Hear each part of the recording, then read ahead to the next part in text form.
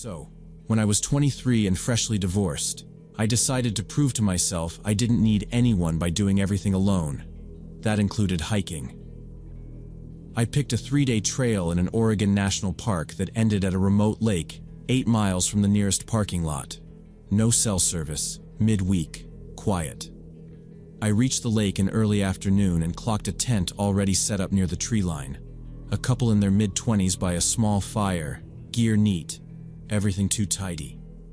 I called out a friendly, "Hey," and they barely looked up. The guy and the girl traded a fast glance, like a flinch, and my stomach did that thing. Hard to explain, but you know when your brain tags something as not right?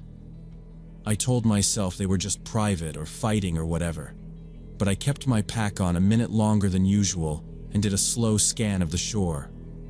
Fire ring, bare hang rope, the spring bubbling 50 meters off, and a narrow game trail hugging the lake's far side.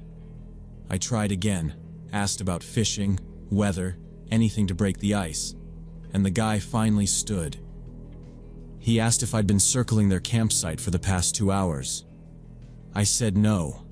I'd literally just hit the clearing, and he looked over my shoulder like he expected someone else to appear. They explained, fast, overlapping, that someone in dark clothing kept showing up between the trees and then melting back when they moved. The girls said they'd heard branches snap right behind their tent, like right there, and when they checked, nothing. Her hands shook when she talked. I offered to set up a bit away, and we could get water together from the spring. They agreed quickly, too quick, and the girl kept glancing at the slope above us like she'd already mapped out every tree. Walking to the spring, they whispered. The guy asked if I'd seen anyone on the trail. I hadn't. The girl jumped at a woodpecker and apologized like 10 times. I started wondering if they were just spun up on caffeine or something stronger, but the facts, if true, were specific. Same figure, same distance, never closer than the trees. We split up around 8, them going quiet in their tent, and me in mine, close enough to see their fire through the mesh if I angled my light.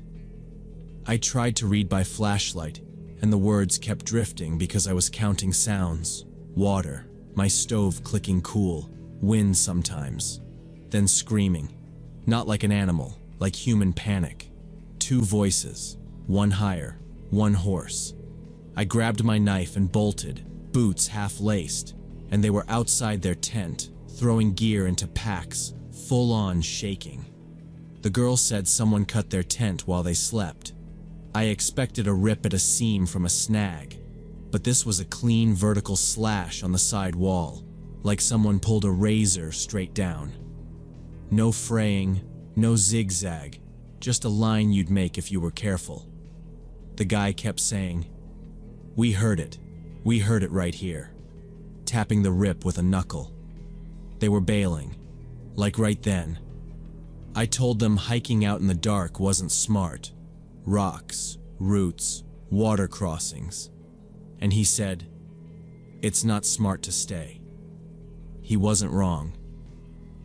The girl said, "Please don't stay." And she said it like she knew me, like she already pictured me alone here and couldn't stand it. I asked if they wanted to wait till first light and we'd all go together. The guy shook his head. He said the figure had stood by the trees watching their fire. Twice. No closer. No voice. Just watching. "If it was you," he said, and left the rest hanging. I told them again I'd just arrived. He nodded like he heard me and didn't believe me. Headlamps on, they shouldered packs, and he told me there was a bend 2 miles down where the trail hits a fork. If I changed my mind, I'd catch their lights there. They warned me it wasn't safe to stay alone. Then they started down the trail, lamps bobbing, small white moons sliding into the timber.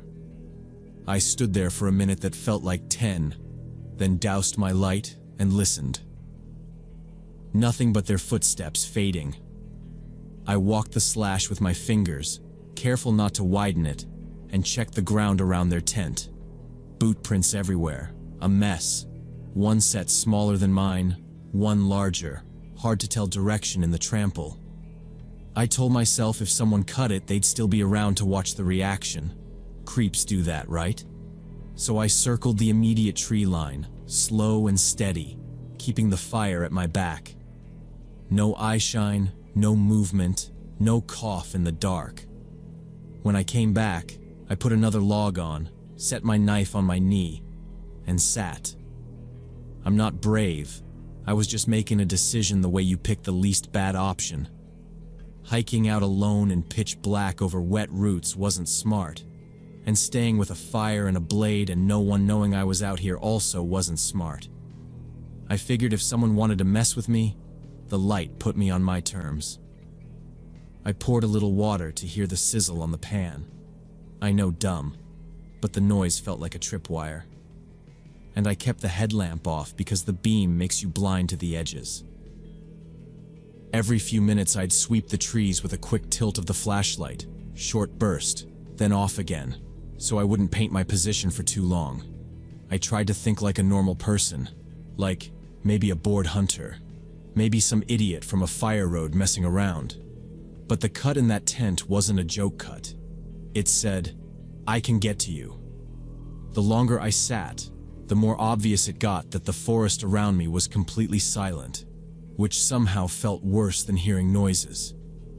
Then I heard rustling in the bushes behind my tent. I didn't wait to investigate. I grabbed my backpack with essentials, wallet, keys, water, headlamp batteries, the small first aid kit, left everything else, and stepped onto the trail. I kept the beam low so I wouldn't blind myself, and walked fast but careful, telling myself not to run. Every crack of a twig made me spin around, which felt dumb but automatic, and I kept thinking how easy it would be to fall and hand myself to whoever had time to make a clean cut in a tent wall. After about 30 minutes, I caught up with the couple at a trail junction. Their lamps bounced while they argued like the volume helped. He pointed left and said it went to the road. She said right was quicker because she remembered a switchback. Neither of them had a map, not paper, not downloaded. I said the lot was the lower route because I'd heard water that way, and remembered stepping over a downed log near a blaze. They looked at each other. Then he said, "Fine. Lower path." Like a bet he didn't want to talk about. We moved together after that, single file, me in the middle, and kept our beams off each other's backs so we weren't making jumpy shadows. At a narrow bridge, she hesitated and said she left her mess kit, and he told her to let it go. I said leaving gear was triage. When the trail dipped toward a little ravine, the dirt got slick, and we slid more than once.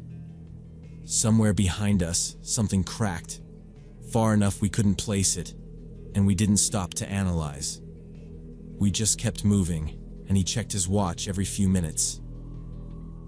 Eventually the tread straightened and widened, then gravel started crunching under us, and we were in the lot. It was around 2 a.m. from what my dash clock said when I hit unlock, and the space where their car had been was empty. He said the other person must have driven out earlier if they got spooked worse than us, and I didn't argue because it was the easiest explanation. I told them good luck, got in my car, locked the doors, started the engine, and pulled out. I didn't look back. When the sun came up, I called the ranger office and explained everything step by step, gave them the exact lake, where the spring sits, how the cut looked, and the times as best as I could. They said they'd send a team. Later, they called back. They searched the area and found nothing except the slashed tent. No footprints, no cigarette butts, no food wrappers, no other signs. The campfire was cold. My gear was still there, scattered. I never went back for my gear. The rangers mailed me a list of what they recovered, and I told them to donate it all. What keeps me up is that I never saw anyone, and neither did the couple. Was someone really out there? Or did our fear feed itself until we built a threat that wasn't there and ran from it anyway? I've read about hysteria and how fear spreads between people like a virus. But that cut in their tent was real. I saw a clean line and somebody made it with a knife. Maybe it was them, some prank or a fight turned into a story, though I don't know why they'd risk hiking out in the dark for that. Or maybe something I didn't see was hunting us that night, careful, and we were lucky to leave when we did.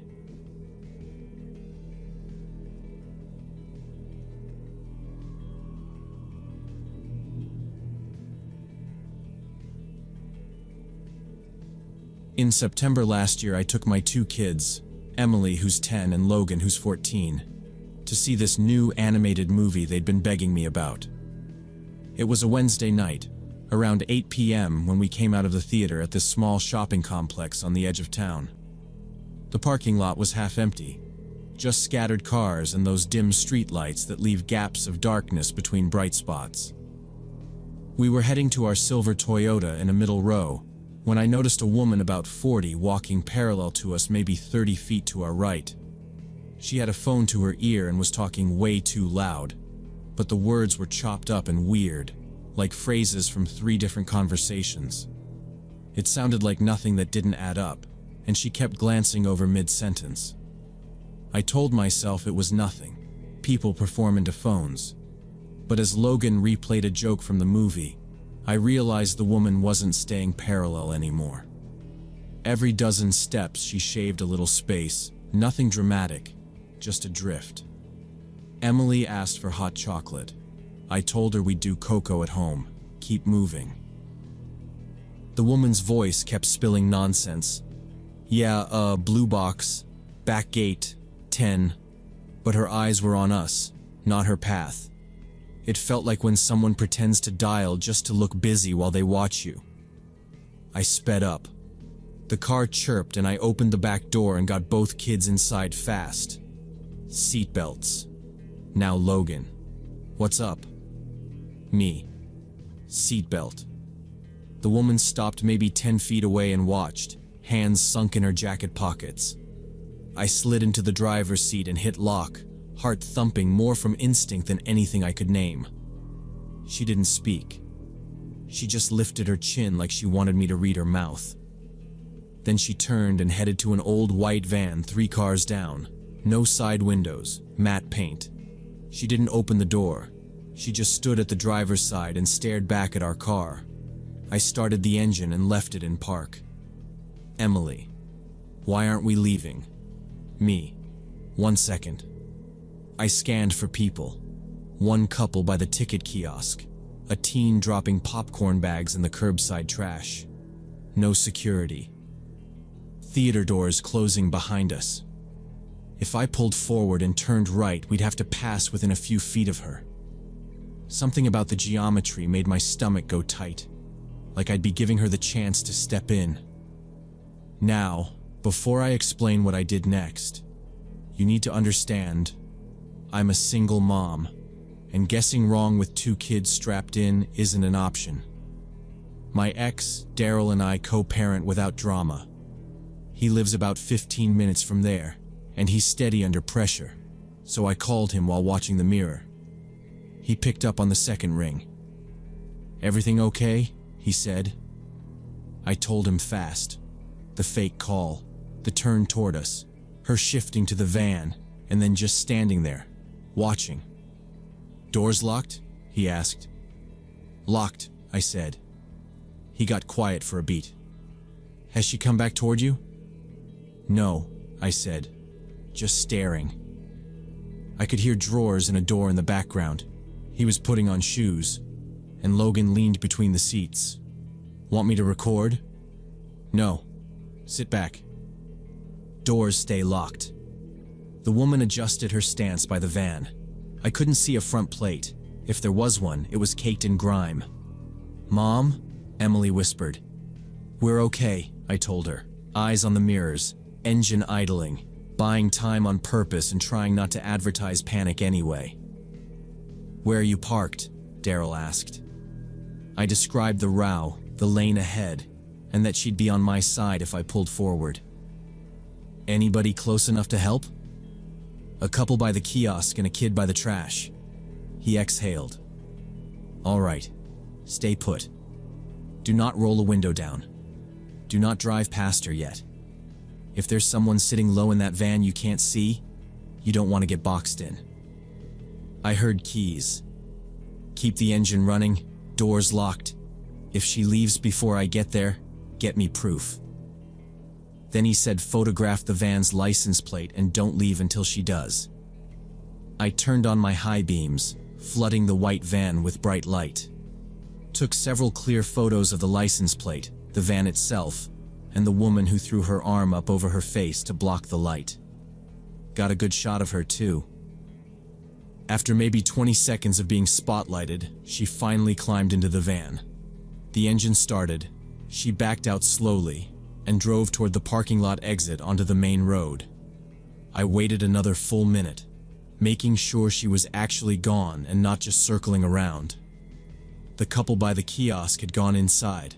The kid at the trash was gone too, and the only movement was our own headlights bouncing off empty windshields. Then I pulled out and went the opposite direction from where she'd turned. No sudden moves, just steady and obvious. Logan kept asking if we were okay, and I said yes. "Keep your belt on, eyes up, we're good."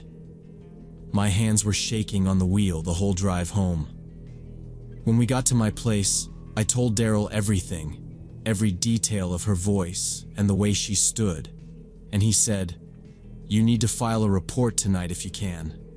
But it was late, and the kids were wiped, so he said first thing in the morning, and he meant it. He also told me to back up the photos to his phone and my email, just in case, so we did that before the kids brushed their teeth. He checked the doors and stayed until the kids were asleep. "You did the right thing," he said, and he wasn't saying it to make me feel better. He meant it like a checklist. Next day I went to the station and showed them the photos. The detective I spoke with looked at them for a long time, then asked me to describe exactly what happened. I went step by step from the theater doors to the car, where she was when I noticed her. The fake loud phone talk, the part where she cut in toward us, how close she got, and how she stood by the van without getting in. He asked about the lights, where the shadows fell along our row, whether anyone else interacted with her, and if I'd heard anything from the van itself, any voices, any thump or slide. I told him no, just her, and the van sitting like dead weight. He asked about the plate, whether it was bent or dirty, and I told him it was readable and I'd shot it twice. He took my phone, copied the images to their system, and wrote the times down off the metadata. When I finished, he leaned back and told me something that made my stomach drop. There'd been multiple attempted child abductions in our area over the past month, kids 9 to 12, and witnesses had described a woman matching her appearance. A white van with no windows had come up in at least 2 of those reports. All in big parking lots, he said. Quick moves at the back doors, parents busy with bags or tickets or seat belts. He asked if I'd be willing to come in for a possible lineup identification if they brought someone in. I said yes, no question. They asked me to come in for a possible lineup identification, but they never caught her. She disappeared after my report. A week went by, then another. I called once to follow up, and the detective said they were still checking tips and pulling cameras from nearby stores, and patrol was told to keep an eye on similar vans, but nothing solid. He also said my photos were the clearest evidence they had, but the plates came back to a vehicle reported stolen 3 weeks earlier, which meant whoever drove that van was swapping tags, taped or screwed on quick, and by the time anyone ran them, they were gone. He told me to keep the kids close, keep doing exactly what I did, lights, photos, calls, and to let them know if I ever saw that van again, even if I wasn't sure it was the same one. I don't take my kids out after dark anymore without another adult with us, and I always park directly under lights near the entrance even if I have to wait for a spot to open up. And I still think about how close we might have been to something terrible. How one wrong turn past that van or one window cracked for a stranger could have turned a normal Wednesday into a missing poster. And if that makes me the mom who circles twice and says no to late shows, then fine, because that's the trade I'll make every time.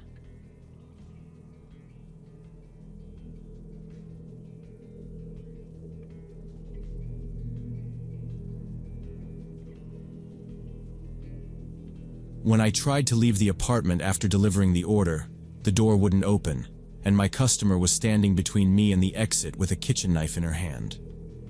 I'll never forget the sound of that deadbolt clicking behind me, or the way her expression changed from polite to cold in seconds. But let me back up to how I ended up in that apartment in the first place. I'd been working as a delivery cyclist for 8 months after my design studio went under, pedaling through the city with a thermal bag strapped to my back. The job wasn't glamorous, but it paid the bills and kept me moving. That night started like any other Tuesday around 9 p.m. Just another delivery ping on my phone. Sushi order, $60, prepaid by card, address in a quiet residential neighborhood. I grabbed the thermal bag, clipped on my body camera, company requirement after a series of robberies, and headed out. Nothing about the order seemed off, except maybe that the customer didn't answer the intercom when I buzzed. I should add, this complex had one of those quiet, carpeted hallways where sound gets swallowed up, and it was weirdly still as I walked up to the 3rd floor. Now, before I explain what happened next, you need to understand, I have a few rules. Don't go inside, keep the bag close, keep the exit in sight. I followed them because they made sense, and also because this gig is my rent, my food, the last thing standing between me and calling my parents to admit the studio's dead for good. I texted, "Here," waited 30 seconds. Then the door opened a crack. A woman's voice, calm and friendly, said, "Sorry, intercom's busted." She had the order number right. I figured fine, handoff, done. The woman met me at her 3rd floor apartment door, mid-40s, neat bob haircut, expensive-looking loungewear, and a cloud of designer perfume. She smiled warmly and asked me to step inside while she grabbed cash for a tip. I usually didn't go into apartments, but the hallway was narrow, and she seemed respectable enough, so I stepped into the entryway. I set my bag down, waiting while she disappeared into the kitchen, saying something about needing to find small bills.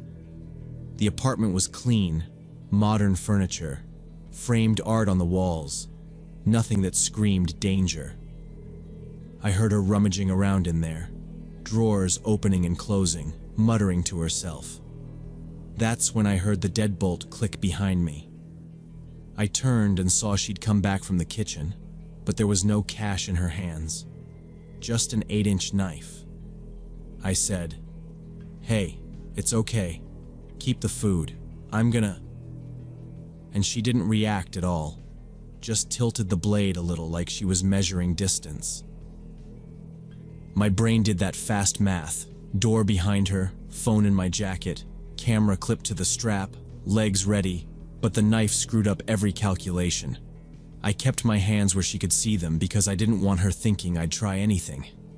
It felt like the air was thinner in there, and I could hear the fridge hum and nothing else. "Backpack, phone, camera, everything on the floor," she said, her voice flat and businesslike, no emotion at all. My hands were shaking as I slowly took off my backpack with the day's cash and my phone, setting them down like she ordered. She stayed about 10 feet back, knife pointed at me, eyes focused and steady. I tried to reason with her, said she could take everything, just let me go. But she didn't respond. She just gestured with the knife toward the far corner of the entryway, and I backed up slowly. The moment I was out of her way, she moved quickly, scooping my stuff into a shopping bag she'd already prepared, never taking her eyes off me or lowering the knife. Then she told me to stay in that corner for 5 more minutes, after which the door would unlock automatically. Before I could respond, she vanished deeper into the apartment. I stood there counting seconds, my heart hammering so hard I could hear it in my ears. From somewhere in the apartment, I heard footsteps, the rustle of fabric, then a door opening, maybe to a balcony.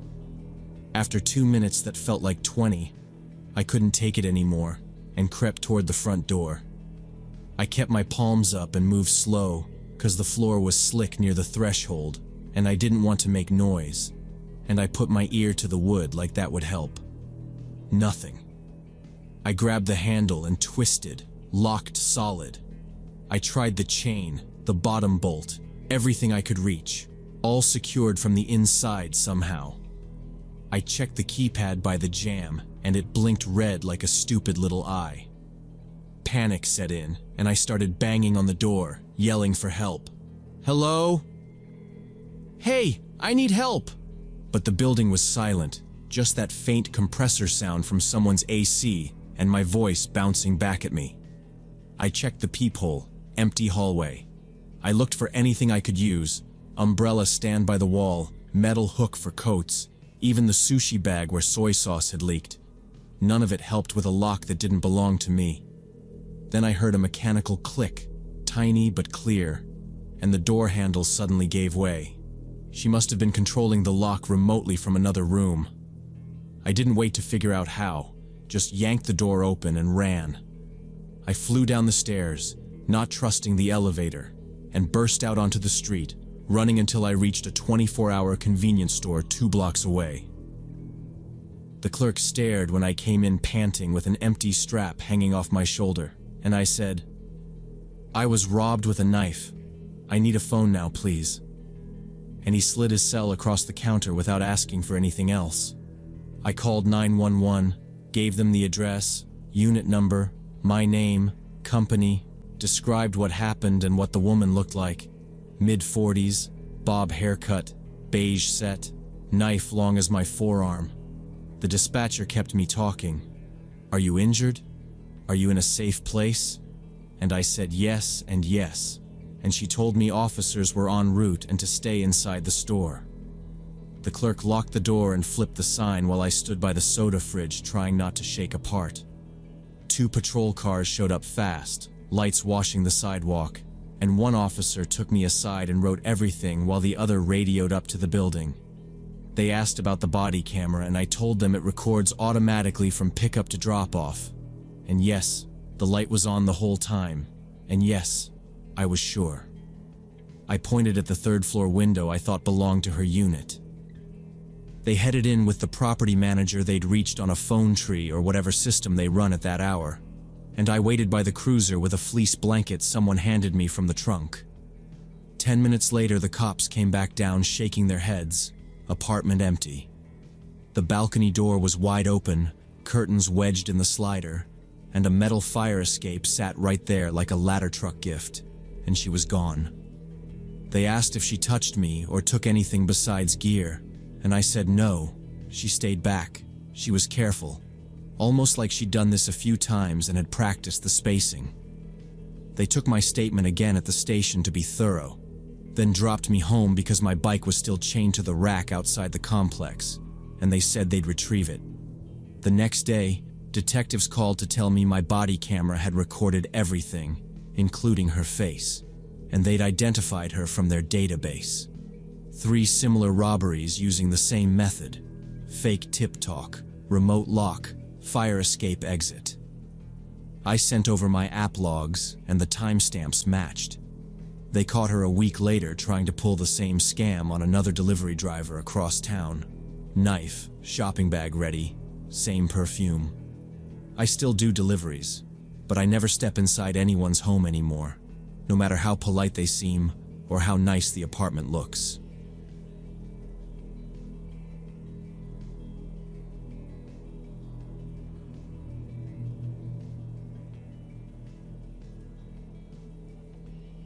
The school bus was standing vertically between 2 rocks, nose pointing at the sky like someone had just dropped it from orbit.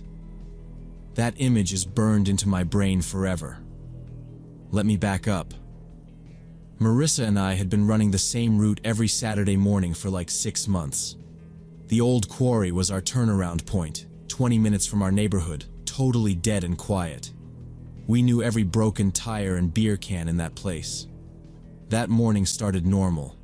We were jogging, talking about some drama from school, not paying much attention until we rounded the corner by the west wall. That's when we saw it. A full-size yellow school bus wedged vertically between two rock outcrops, rear wheels touching the ground, front end suspended maybe 50 feet up. I stopped so fast Marissa slammed into my back. We both just stood there staring at this thing that made zero sense. The paint looked fresh, not a speck of rust. The windows were intact and clean. There were even license plates still attached. This wasn't some ancient wreck that had been there forever. It looked like it had rolled off the lot yesterday and somehow ended up jammed between rocks in a position that defied physics. No crane marks in the dirt. No tire tracks leading up to it. No evidence of how the hell it got there. Marissa whispered something, but I couldn't hear her over the blood pounding in my ears. I took a few steps closer, trying to understand what I was seeing.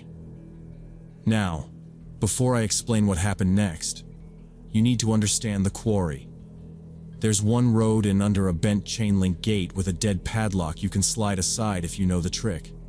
Then the lane hugs the west wall into a wide bowl where contractors used to park equipment.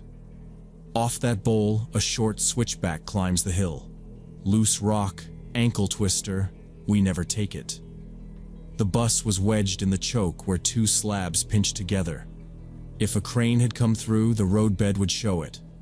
If something fell from above, there'd be gouges or scatter. There was nothing. Just our footprints behind us and the normal powder over cracked gravel. The bus had Riverside School District printed on the side in crisp letters. Through one of the windows, I could see a kid's jacket hanging on a hook inside. Everything about it screamed normal, except for the fact that it was standing on its ass between two boulders. The ground around it looked undisturbed, just regular quarry dust and gravel, same as always. No debris field, no broken glass, nothing to suggest violent impact or machinery. I kept outside the shadow of the nose because I'm not stupid. I wasn't going to be the kid flattened by a falling bus. Marissa grabbed my wrist and said my name like a warning, but I edged to the driver's side anyway. Up close, the inspection sticker in the corner of the windshield looked current. The bus number was stenciled neat near the door. The rubber seam around the door wasn't dry or cracked. Inside, between seatbacks, I spotted a loose worksheet, folded, like somebody shoved it in fast. I crouched by the rear wheels and watched the dust. Nothing moved. The tiniest pebbles wore that faint powder glaze we're used to, like no one had even breathed here. "We should go," Marissa said, low, and I said, 2 seconds, because I felt like my brain needed one clean fact to hang this on, or it was gonna just, I don't know, invent stuff. People don't pull off impossible without leaving boring trash behind. Straps, drag marks, oil stains, cigarette butts, something. I scanned the bowl. No chalk lines, no fresh scuffs on the rock, no rope burns on the edges. I kept telling myself, if it's a prank, there's gear. Gear means prints. Prints mean a story. But there wasn't a story. Just the bus and us. I said, "There's no way," and fished my phone out because no adult is going to believe two 17-year-olds who didn't take a picture. My hands were shaking, which annoyed me more than anything. The camera hunted focus on the glass, so I sidestepped until the glare dropped. "That jacket," I said, pointing. It was a kid-size puffer, navy with a reflective stripe, sleeves hanging like it got left in a hurry. Marissa said, "Kate, please." And I said, "I'm not going under it." And I didn't. I stayed wide, shot the plate, the district lettering, the sticker date. I zoomed on the seam where the panels meet because the paint looked too clean, like showroom clean. Still no chips. I checked the road we came in on. Gate closed the same dumb way. No new groove in the dirt. No extra boot prints. If someone hauled this here at night, they were ghosts. And I don't believe in ghosts, so that left people with planning. I took another step sideways, keeping my eyes on the rocks above because if this was somehow suspended, stupid thought I know, I wanted to see the how. That's when I noticed a faint disturbance up the hill where the switchback starts. Not a footprint. More like a ripple across the top layer of dust, the kind that happens when something vibrates nearby. I squinted, and it was there, then not there, like the dust settled back. "Do you see that?" I asked.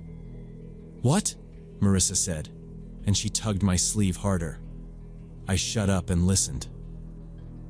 The quarry is usually big quiet, like empty gym quiet, sound falling away.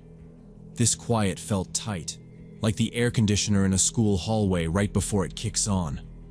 Far-off road noise, a crow arguing with itself, our breath. Under that, a thread of sound that didn't match. I raised my hand without thinking, and Marissa stopped moving. We both turned our heads the same way. The bus didn't make a sound. The rocks didn't make a sound. From somewhere up the hill behind the bus, not the gate, not the road we came in on, I heard it. Low mechanical humming coming from somewhere up the hill behind the bus. It wasn't constant. It would build up, then fade, then build again in a rhythm that made my skin crawl, like a generator cycling. Marissa heard it too because she went pale and clamped my arm hard enough to hurt. We didn't say anything. We just turned and ran. Not jogged. Full sprint back the way we came. I barely remember the route out. Powder sliding under our shoes, that corner by the west wall, the lane stretching forever, and nobody talked until houses showed. We didn't stop until we hit Marissa's driveway and collapsed on her front lawn trying to catch our breath. Her mom wasn't home, Saturday grocery run, so we sat by the hose spigot and tried to think like normal people. Explanations. Maybe it was some stunt for a commercial, like they were gonna film later and we beat them there.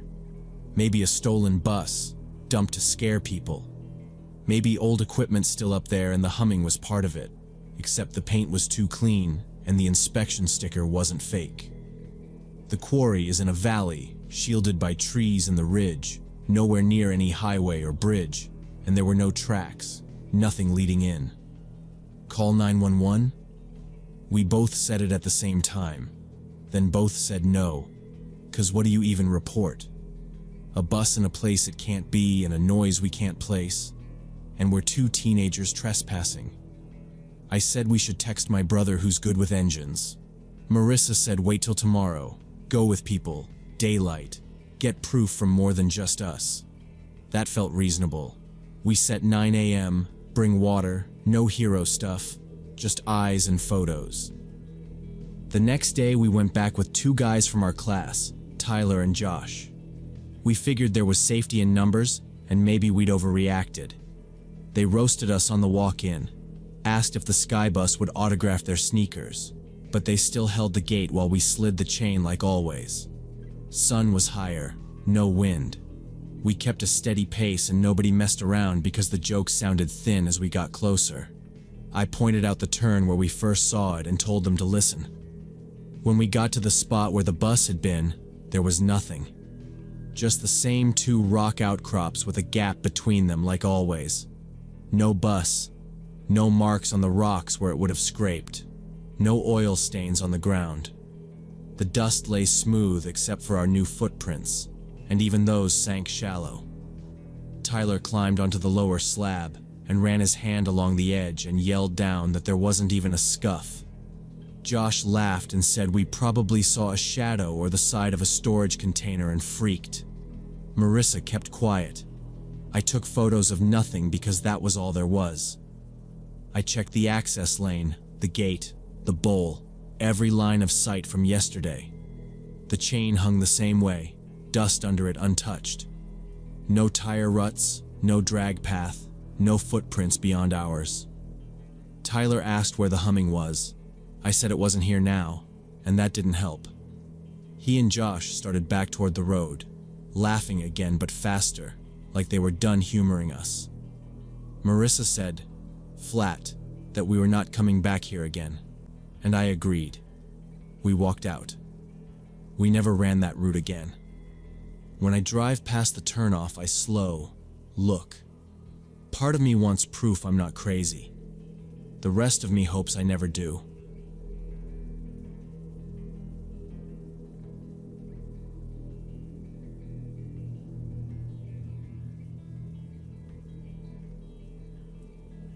When I was 26, me and my buddy Adam moved into this apartment in Austin right after our startup got its first funding. We were pumped, finally making decent money, working remote, living the dream. The place was a 2-bedroom on the 3rd floor of a new complex, and we planned to code from home and enjoy our independence. Our downstairs neighbor introduced herself the first week. Cynthia Walker, mid-50s, recently divorced, worked as an office manager at a dental clinic. She seemed nice enough, brought up homemade apple pie, told us about the complex rules, offered to help us get settled. Adam set up her Wi-Fi when she asked. I carried out her trash when she mentioned her back hurt. It all felt normal. But within 3 weeks, Cynthia started appearing everywhere. Elevator, parking lot, laundry room. Always exactly when we were coming or going, and the timing got too perfect to ignore. I kept telling myself Austin's a small world inside a building, but then she'd make tiny comments that didn't fit, like repeating our coffee order even though we never told her, or joking about our 2 a.m. deploys when we'd pushed one late fix and didn't talk to anyone about it.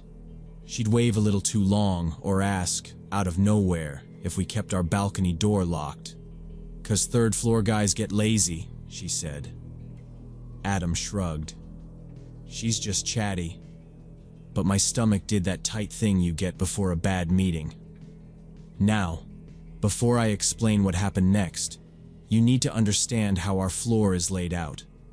1 straight hallway off the elevator, 4 doors, ours at the end, hers directly beneath us, stairwell right by her unit.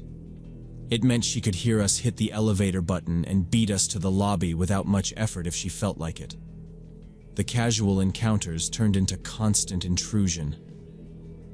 Cynthia knocked with small requests, milk, pictures hung, a weird rattle in her vent that was nothing. We tried to stay polite, but when it became daily, we started dodging.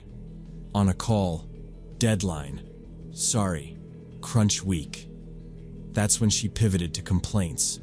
She started emailing property management saying we blasted music, stomped, cooked strong odors that damaged her furniture. We wore headphones. We walked barefoot. We ordered takeout more than we cooked, so none of it tracked. The manager called us in. We showed a week of texts where she'd knocked multiple times a day. He basically said, "Try to get along," which was useless. We left that meeting and bought a Ring doorbell, mounted it to face our threshold and the length of the hall. It didn't take long to pay off. First night, 11:38 p.m. She stood in front of our door for 58 seconds. Not knocking, not moving, just breathing through her nose. The mic caught it. Second night, she tried our handle, gentle, like a test, then walked away.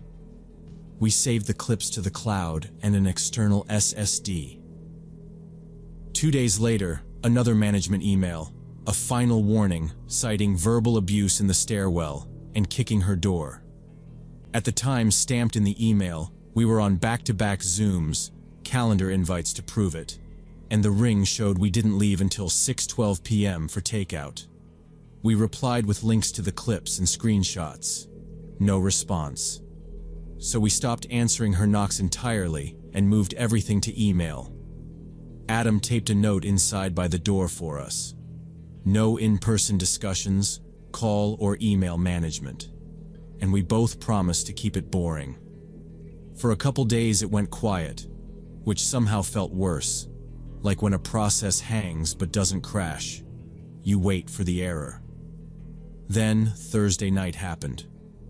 Adam was at his girlfriend's and I was home alone working on a hotfix. Hard knock, 3 quick hits. I checked the peephole and saw 2 cops. I opened up. "Evening, sir," one said. "We got a call from Miss Cynthia Walker. She says you threatened her in the hallway and threw a coffee mug at her."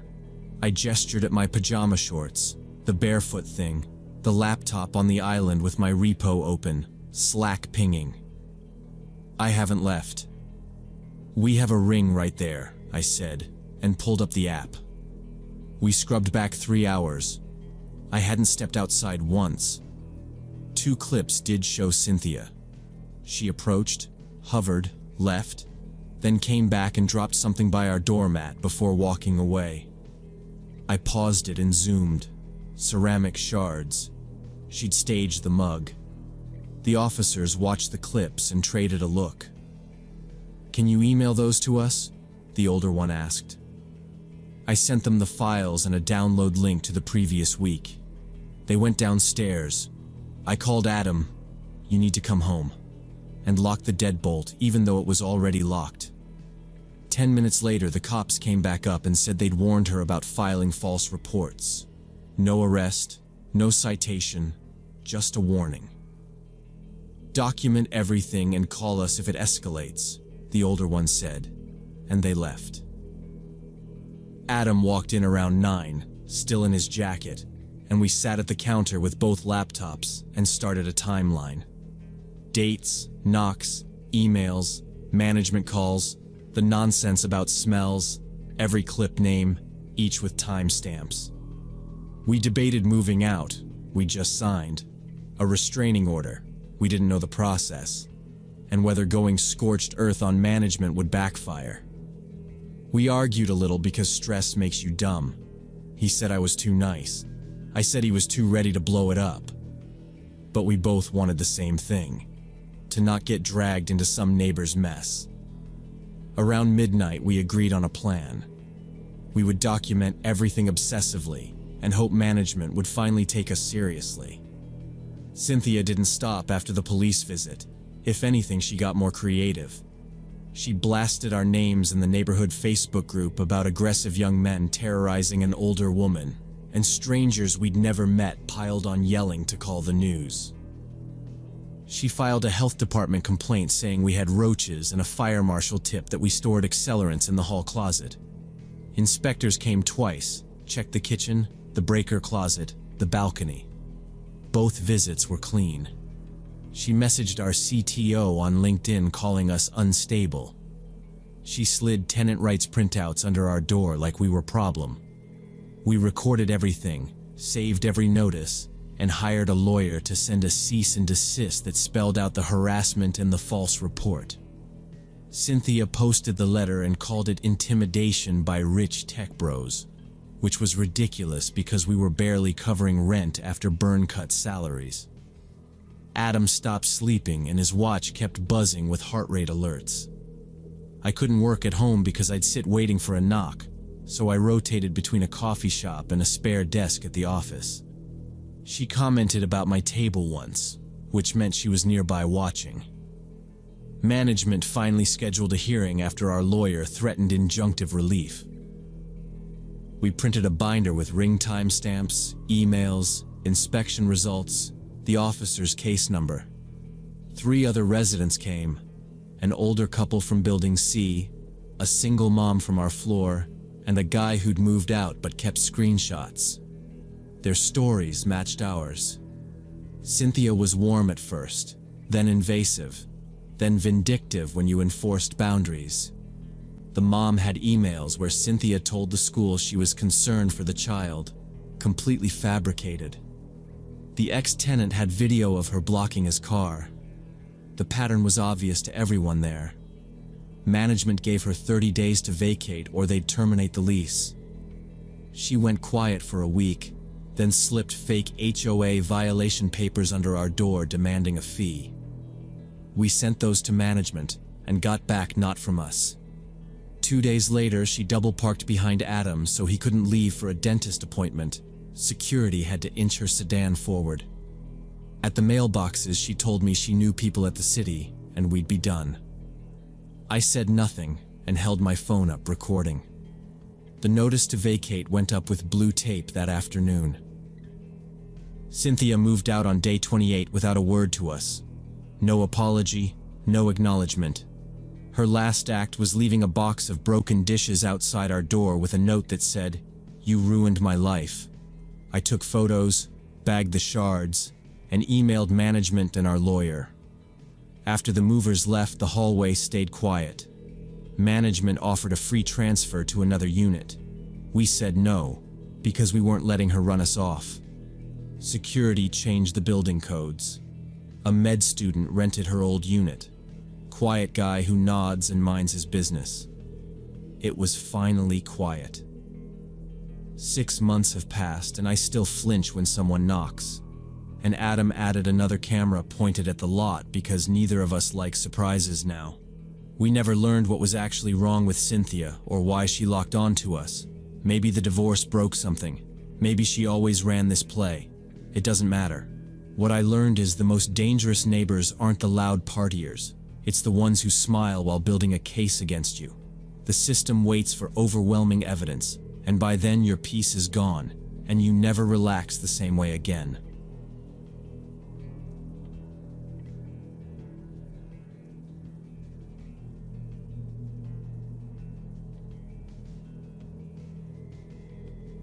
I was working at this big sporting goods store in the mall, in the running shoe department, and it was usually pretty chill. That Thursday around 8, I was helping a couple pick out trekking boots, doing the whole ramp test and lacing tricks, when I clocked a guy around 35 over by the basketball shoes. He wasn't shopping, not really. He was angled just enough to watch us. I gave him the retail nod, like, "I see you, I'll be right there." And he turned away fast and pretended to study a high top. When I finished with the couple and walked them toward the register, the guy was gone. And honestly, I forgot about him because that's a normal night in retail, you know? About 30 minutes later, my personal phone buzzed, which was weird because we're not supposed to have them out on shift unless it's urgent. Unknown local number. I answered thinking it might be family. A man said, very calm, "Those black Nikes look good on you, Madison," and hung up. I just stood there with the phone to my ear because I really was wearing black Nike trainers I'd bought with our employee discount, and the name thing threw me. My badge was flipped around on the lanyard.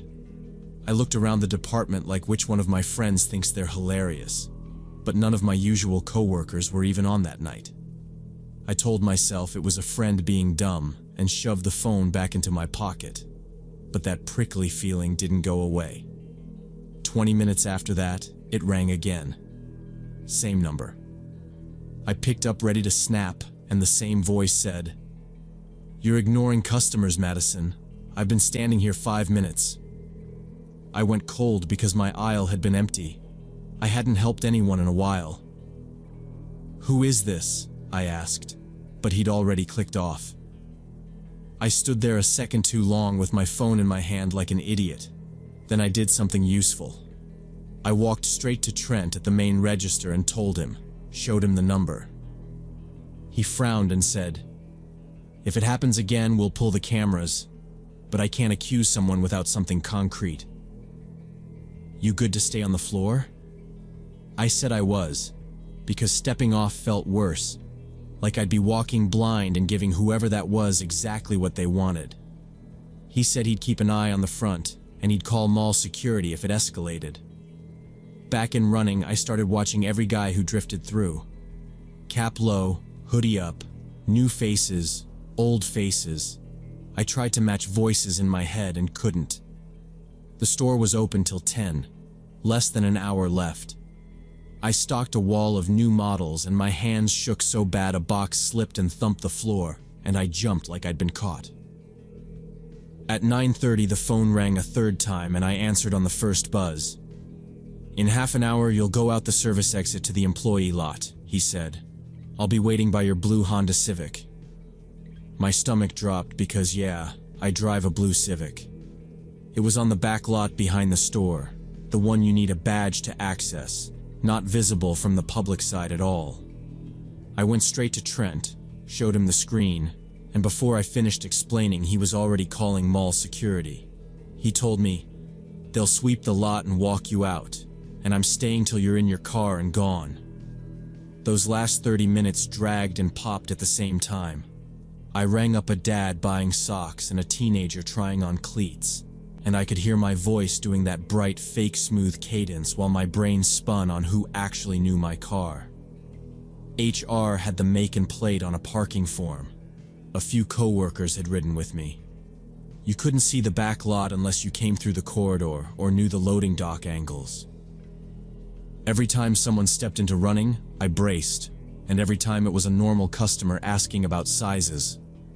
I kept checking the clock and catching myself, which probably looked weird, so I made myself fold returns just to have my hands doing something. Closing hit at 10, and the gate chime sounded, and the last shoppers drifted out. The guard actually showed up like they promised.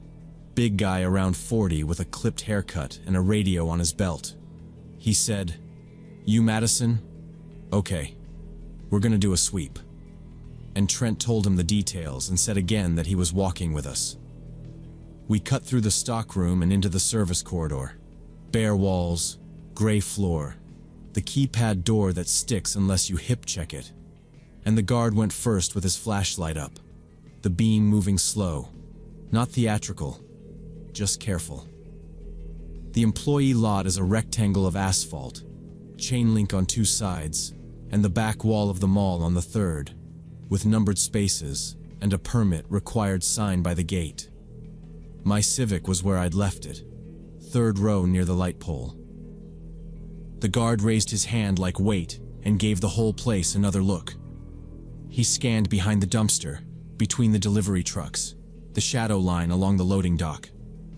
Trent stayed a step behind me and told me not to unlock anything yet.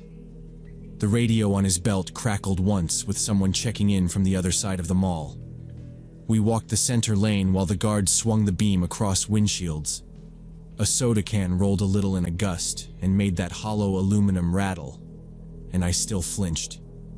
He angled to the gate to see if the latch was secure. He tipped the light up at the camera dome on the corner like he wanted it to catch his face, then circled back toward my row. I kept expecting a door to open or someone to stand up from between cars, because why else tell me the specific make and color unless you wanted me looking? He stepped to the far corner and swept the fence slats. I gripped my keys through my pocket so the points stuck out. Dumb self-defense video stuff, and waited for him to finish. We stopped by my bumper and the guard crouched, flashlight down into the gap between my car and the next, then under my chassis, then over the trunk line like people actually hide in those tiny spaces. I realized I was holding my breath. Trent asked, "Good?" And the guard nodded without looking away. He checked the parking. There was no one suspicious. I got to my car without a problem. The guard stood by while I unlocked it. Engine turned over fine, and I was about to back out when my phone buzzed. Text from the same number.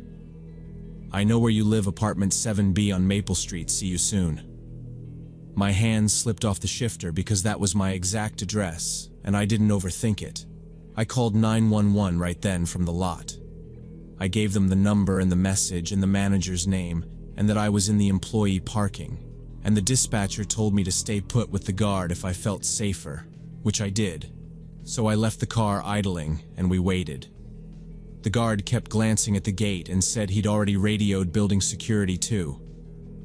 The 15 minutes felt long, but not movie long. Just enough for every headlight on the far road to read wrong until a marked unit pulled in and parked nose to nose with my Civic. The officer was mid-30s, calm, asked for my ID, took my phone, scrolled with my permission, and wrote down the number. He asked if anyone at work or in my life had a reason to mess with me, and I said no. I mean, customers sometimes get weird, but not like this. He said, "We'll file a report, but the best thing tonight is don't go home alone." And it wasn't condescending. It was like a checklist. "Can you stay with someone?" I said yes, Sarah, 10 minutes away. And he said they'd do a drive-by at my address tonight, but they couldn't post someone there long-term.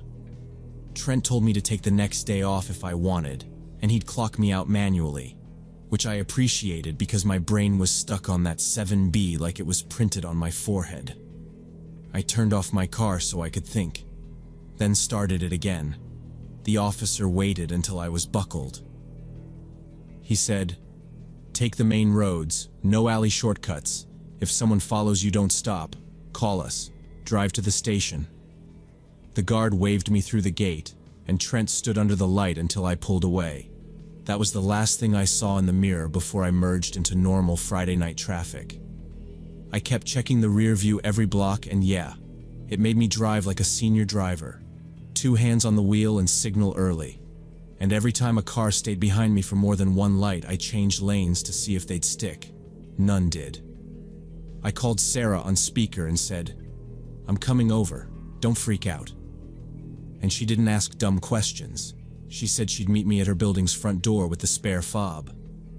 At her place, we sat at the small kitchen table because that's where the outlets were, and I needed to plug in my dying phone, and I forwarded the text to the officer's email like he asked, and he replied back with a case number within the hour. We locked the deadbolt, and she pulled the bar across it. She has one of those cheap metal bars because her first floor window was jimmied once. And we kept the TV on but quiet while I wrote down a timeline for myself so I wouldn't forget details. I didn't sleep.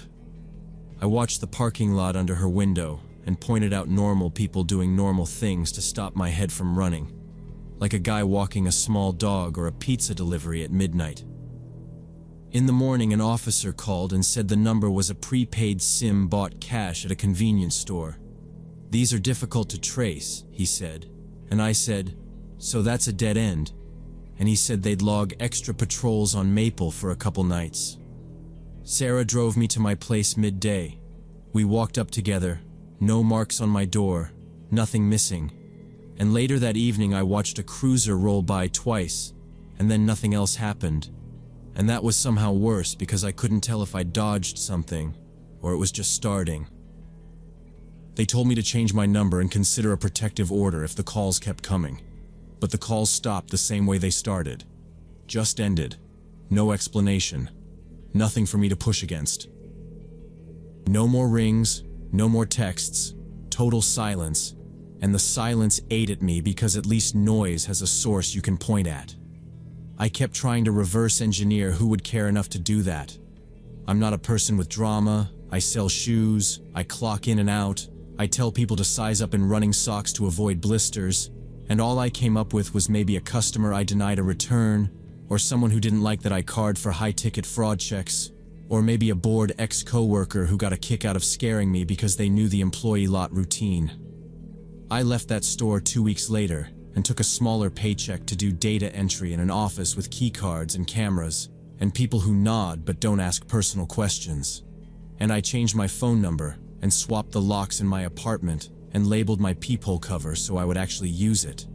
And I thought about moving, but when I looked at leases, it felt like I'd be starting a whole life over because of a voice I still couldn't place. A year and a half later, I still don't answer unknown calls. I copy the number and search it first. And sometimes I get hit with this thought like he didn't stop. He just moved on to whoever's schedule was easier to map. Or maybe it really was just some ugly joke and he forgot me the second I drove away from the store. But I haven't forgotten that last text or the way he listed my car and my unit like items on a list.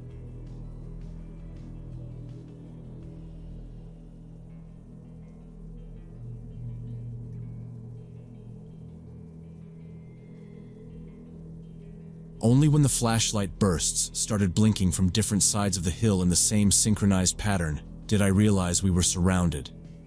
3 short flashes, pause, 2 long ones, pause, repeating from 4 separate points around our campsite, the distance closing with each cycle. But let me back up to how we ended up on that plateau in the first place. It was early September, and my husband David, our 7-year-old son Ethan, and I had planned this Utah Canyon trip for months. The first 3 days went perfectly. We stayed at established campsites in the national park, saw the petroglyphs, hiked the red rock formations. On the 4th evening, David suggested we find a more remote spot so Ethan could see the stars without light pollution. The GPS showed we were 20 miles from the nearest official campground when we turned onto a dirt road leading between two stone ridges. Now, before I explain what happened next, you need to understand David's logic. He's cautious, ex-military reservist, not the reckless type. And he'd brought extra water, a satellite locator, and a first aid kit that could probably patch drywall. I wasn't worried. Ethan had been a champ all day, counting lizards on the trail, and I was actually excited for one quiet night off-grid. The dirt road climbed gradually, tire tracks baked into the surface, and the ridges opened into a small plateau. We killed the engine and just listened for a second. No traffic, no voices, just wind cutting through scrub. That's what we wanted, the quiet, and the sky already looked like a planetarium. The plateau we found looked perfect in the fading light. Flat ground, scattered fire rings made from stacked stones, clear views of the sky. No cell signal, but we had plenty of supplies and experience camping off-grid. We set up the tent as the sun disappeared behind the western ridge, cooked freeze-dried pasta on our portable stove, and Ethan fell asleep almost immediately after dinner, exhausted from the day's hike. David and I sat by our small campfire, talking quietly about extending the trip another few days. That's when I saw the first flash, brief and bright, like a camera flash, coming from the eastern slope about 200 yards away. I pointed it out to David, thinking maybe it was lightning, but the sky was clear. A minute later, an identical flash answered from the west, then another from the north. I said, "Could be hikers." And David shrugged like, "Maybe." But he stood to get a better look anyway. We dimmed the fire a bit, didn't douse it, just knocked it down, so our eyes could adjust, and we both stared into the dark. Another flash, this time from the south, and that's when it clicked that we were the center point. I felt that dumb prickle on the back of my neck. Not panic exactly, more like the moment you realize the door you just closed had a latch on the outside. David said maybe it was other campers signaling each other, trying to find their group in the dark. But his voice had that uncertain edge that told me he didn't really believe it. The flashes continued, and we started noticing the pattern. 3 short, pause, 2 long, pause, repeat. They were coming from 4 distinct positions now, forming a rough circle around our location. The intervals between flashes were getting shorter, and the lights seemed closer each time. "That's coordinated," David said low. He picked up the shovel and nudged the fire smaller so we weren't lit up like a stage. I asked if it could be Rangers. He shook his head. "Rangers don't play games." Another cycle hit, east, west, north, south, and in the brief wash of light I caught the glint of something metallic on the eastern ridge, like a reflector, not by accident. I whispered, "If they need help, they'd yell." He nodded. "They'd yell." I could hear Ethan's slow breathing through the tent fabric, and suddenly every zipper felt too loud. We didn't argue. We just moved. David pulled the truck keys from his pocket and checked the fob with his thumb to make sure he wouldn't accidentally beep the horn. He's done that before. We both thought of it at the same time. I grabbed the headlamps and turned the dimmest one on inside my jacket so it wouldn't broadcast. The pattern sped up again. 3 short, pause, 2 long, closer. "They're walking it in," he muttered. "Call 911?" I asked out of habit, then remembered the no service bars and felt stupid for saying it. He tried anyway, screen blank where the bars should be. He slid the phone into his chest pocket. "We go now. No headlights until we clear the ridge. If they're on the road, we backtrack on foot and cut to the wash." Logical, simple. It sounded like he'd rehearsed it, which calmed me for half a second. I crouched by the tent, and unzipped an inch at a time. Ethan rolled and mumbled, and I froze until he settled. From the west slope, the 3 short, 2 long pulsed again, definitely closer, maybe 100 yards now. In between bursts, I heard a scuff of rock, the kind of sound you only make when you're trying not to make any sound. David whispered, "No shouting. Bundle him. Shoes first." He scanned the dark beyond the fire ring, body turned so he could see 2 directions at once. Old habits. I slid inside and put my hand over Ethan's shoulder. "Buddy, wake up," I breathed. Barely a sound. He blinked, confused, and I brought my finger to my lips. "Quiet game, okay? Jacket on." He nodded because he loves the quiet game. We made it up for doctor visits. Outside, David tamped the last orange out of the coals with the shovel head, leaving us in near black, only starlight and those cold flashes strobing the rocks. Ethan sat up while I eased his shoes onto his feet. Heel cups, tug, Velcro. Then I helped him into his puffy jacket, zipper teeth catching once and then sliding.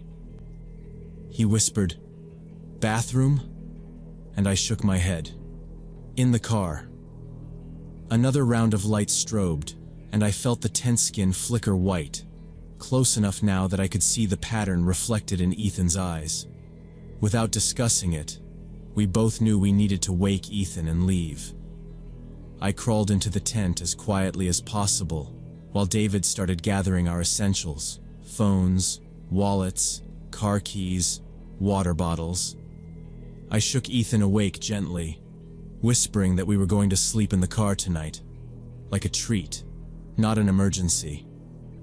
He was groggy but didn't argue, clutching his stuffed dinosaur while I slid his arms into the jacket. Through the tent's mesh, I saw a silhouette against the sky, maybe 30 yards out, crouching, then standing, crouching, then standing. The hand motioned with a flashlight like it was sending. I zipped Ethan's jacket and forced my hands to be steady. David appeared at the flap and pointed at the SUV 15 feet away. We moved without a word because broadcasting that we knew would only make it worse. The flashes stopped, which felt worse. I slipped Ethan's shoes on, tucked the dinosaur into his hood, and killed the tent lantern. At the SUV, I flipped the dome switch to off so the interior wouldn't light. David mouthed ready, and I nodded. He went first, scanning. A small rock clicked on the eastern slope and the silhouette sank lower like it was settling. "Stay behind me," he whispered, and we padded across the hard ground. I eased Ethan through the rear door, keeping it from thudding, and he crawled behind the driver's seat like we'd practiced. I slid into the passenger side and held the door an inch open to bleed the sound. David paused at the driver's door, and in that pause a brief northern flash blinked and died like a test. A faint voice carried, too soft to parse, then footsteps skittered and stopped. David sealed his door, set the key, and counted under his breath. When I hit it, "Hold on," he said, and pushed my door closed with 2 fingers so it wouldn't bounce. Silence stretched. Another rock slid somewhere left. David started the engine and snapped the high beams, and we both flinched at what they revealed. 4 adults stood in a loose semicircle 30 feet out, right where the flashes had been, torn hiking clothes, faces dark against the glare, shoulders tilted forward like they were ready to move. The middle one lifted a hand, maybe to shield eyes, maybe to signal. David dropped into reverse, carved a J, and punched forward through the brush. Someone on the left lunged and slapped the taillight and vanished in dust. Brush hammered the undercarriage and the SUV shook. In the mirror, they broke into a run. They didn't chase chaotically. They spread, disciplined, one still working a flashlight in clipped bursts as they came. A beam glanced off our rear glass and my head ducked. David killed the highs, rode the lows, then killed those too, and drove by memory for a long 10 count until we cleared the ridge line. We hit the main dirt track and he pushed it to the edge of what the suspension would take. "Seat belt," he said, and I clipped mine and reached back and clipped Ethan's. A fork came that I didn't remember, and he took the downhill left without debating because up meant silhouette, and the left showed faint, fresh tires. He blacked out the lights on ridge sections, brought them back to low in the washes, repeating. Once, a flash punched the rear window again, farther back now. "They're still there," he said, but he didn't slow. The road turned to washboard, and the wheel chattered in his hands. A jackrabbit cut across and he held course. Time went weird. The GPS finally picked up the pale line of highway. Dawn leaked at the horizon, and then the tires found pavement, and the hum changed, and all three of us exhaled. We took the first ranger station with a flag and 2 trucks outside. Inside, a graying ranger listened while David laid out the basics, and I filled in distances and rough bearings. He looked irritated at first. People ignore sight rules all the time. But that dropped when he clocked our shaking hands. He took our statement. He said it might be an illegal grow or a stash or something tied to a drug operation, that crews sometimes occupy remote benches and don't want witnesses, that the signals sounded like perimeter calls. He couldn't place the exact plateau from our description and radioed 2 units anyway. He told us to stick to established sites if we kept camping, and to call if we remembered a landmark. We nodded because arguing was pointless, and because Ethan had fallen asleep across the back seat with the dinosaur wedged under his chin. We bought gas at the first lit station, and kept driving until rock turned to fields. I keep replaying the synchronized flashes, and the way they moved, and it makes a brutal kind of sense. If you're running something out there, you mark your perimeter and you push unknowns out fast. But I can't stop thinking how quiet it was, and how close they got without a word, and how if we'd fumbled one latch or chirped one horn, we might not have seen the highway at dawn.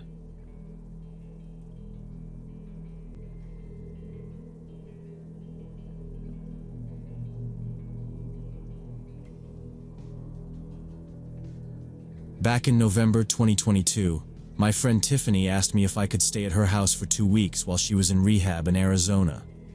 Tiffany had been struggling with painkiller addiction for about 3 years, and this was her 4th attempt at getting clean, but she sounded really determined this time. I worked remotely for a marketing agency, so moving for a couple weeks wasn't a big deal. I just packed my laptop and some clothes and drove over to her place in a Phoenix suburb. Her parents had bought the house for her, hoping stability would help her get her life together, but so far, it hadn't worked. The first evening I was there, around 8 o'clock, I was upstairs in the guest bedroom unpacking when someone knocked on the door. Not a doorbell ring, a knock, hard and insistent. I froze for a second, then picked up my phone and walked to the landing so I could listen. It wasn't a delivery knock, and Tiffany never mentioned anyone dropping by, so I went down carefully, staying off the creaky step because I didn't want to advertise that I was alone. I went downstairs and looked through the peephole. A woman in her 40s wearing a business suit stood on the porch, holding a tablet. Behind her, standing a little back, was a man in a black t-shirt and jeans with his arms crossed. I didn't know these people, and something about them made me nervous, so I didn't open the door right away. "Yes?" I called through the door. The woman smiled, very professional. "Good evening. We're looking for Tiffany Harris. Is she home?" I was immediately suspicious. "She's not here. Can I take a message?" The woman's smile stayed, but her voice got harder. "It's very important we speak with her personally." "When will she be back?" I asked who they were.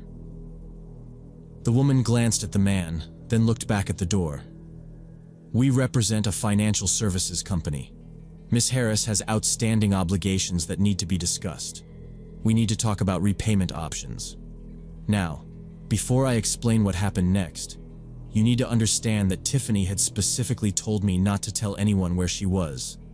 She'd mentioned debts, credit cards, some loans she'd taken out during her worst period, and that certain calls were getting aggressive. She said, "Just tell people I'm gone and call me after. Don't say where."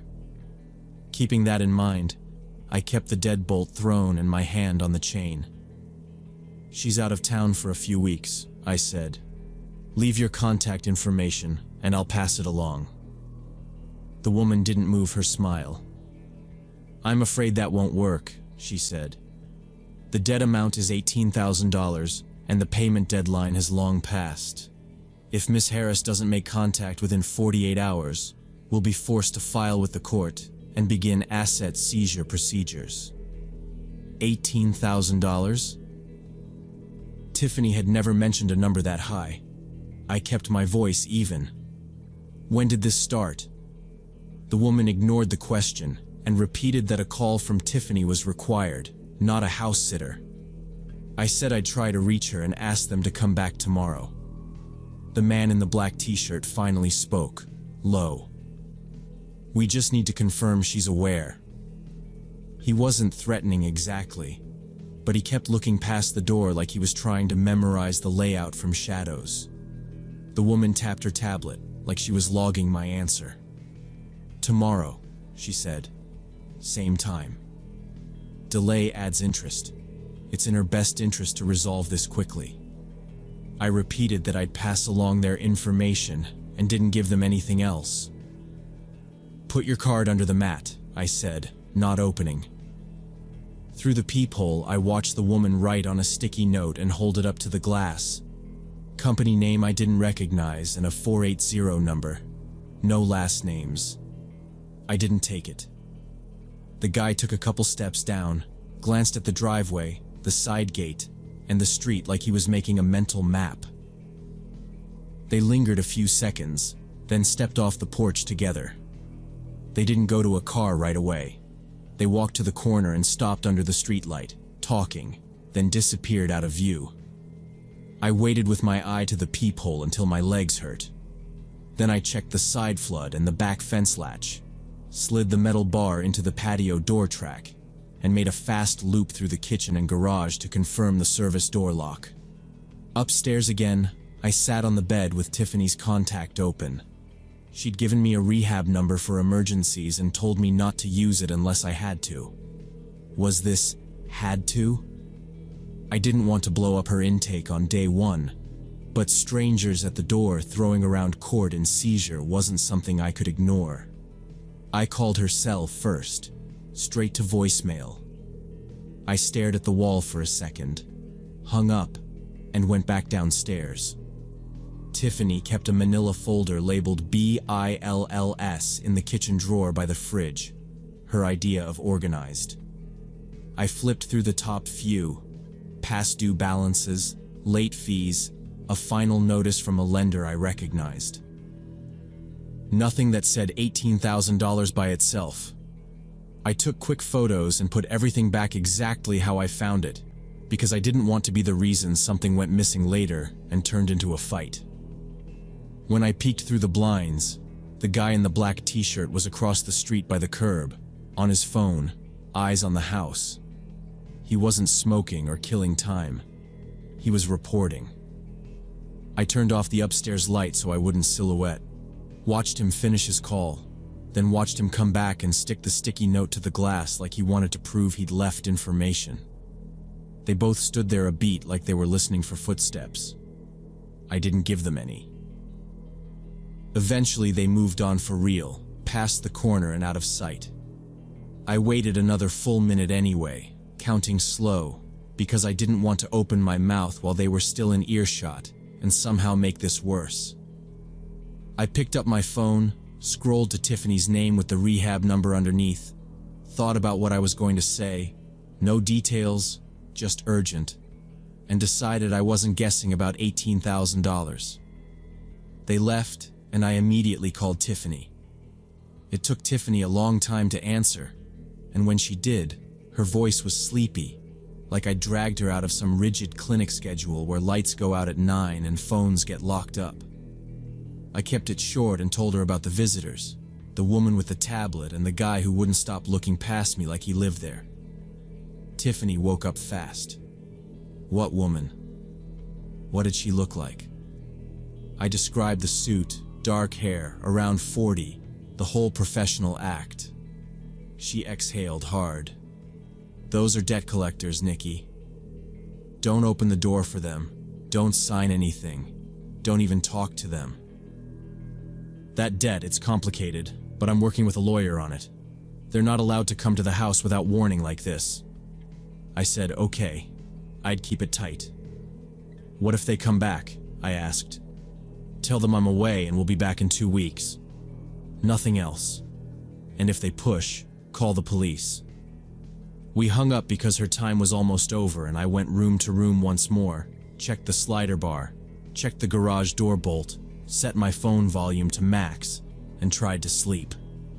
The next evening, right at 8, like they had my schedule, the knock came again.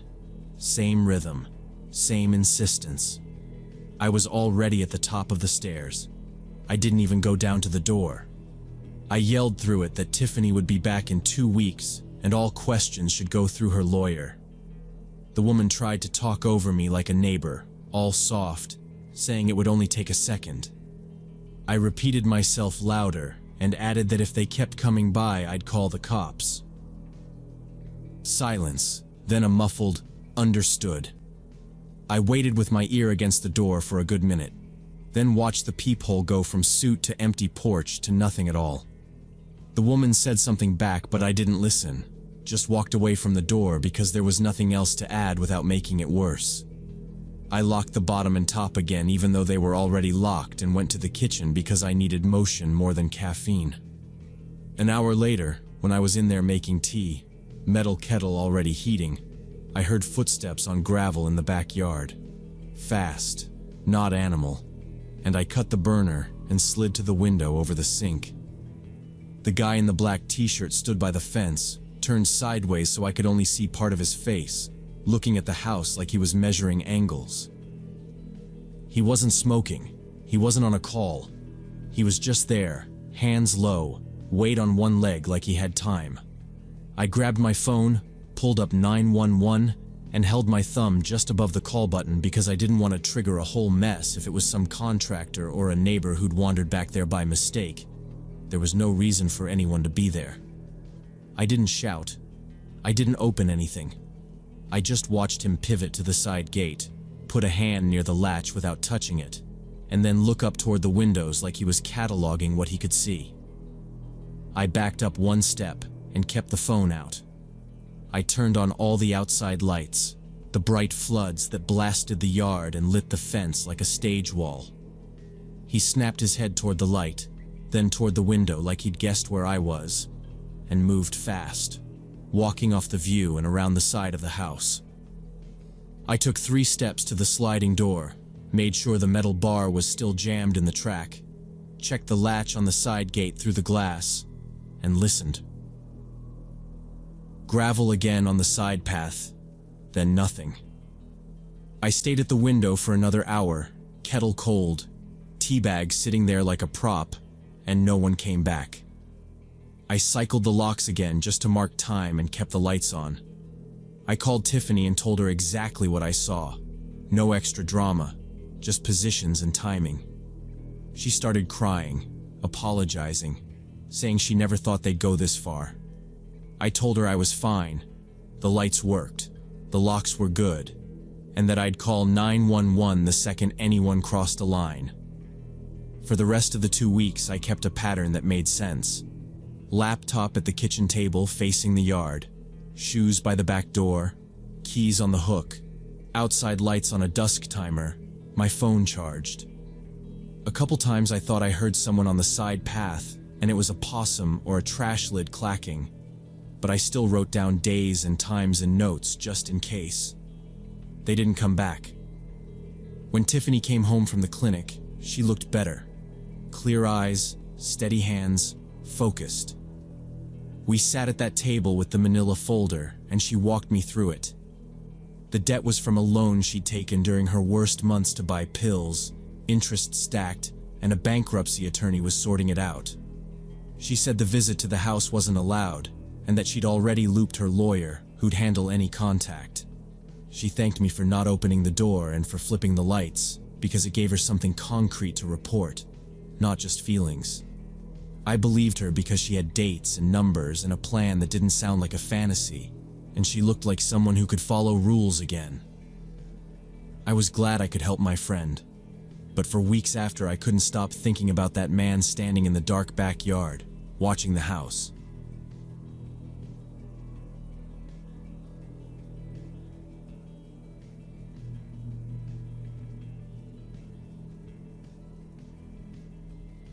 So, when I was going through my divorce, I needed somewhere quiet to clear my head. My Aunt Martha owned a small 6-room inn up in the mountains, about 2 hours from the nearest city. She offered to let me stay at her house, which was separate from the inn, about 500 yards up the slope. I'd help with the housework in exchange for room and board. The internet was slow, TV got 3 channels, and the evenings were long and quiet. I got used to the routine quickly, going to bed early, waking early, taking long walks.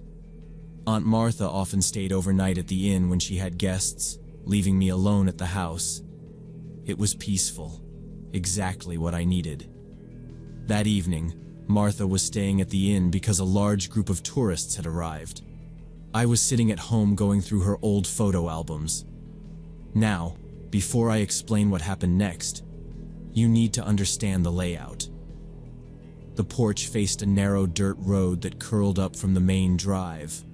There was a motion light over the steps and a rusted bell Martha had hung for deliveries, 'cause the doorbell inside barely worked.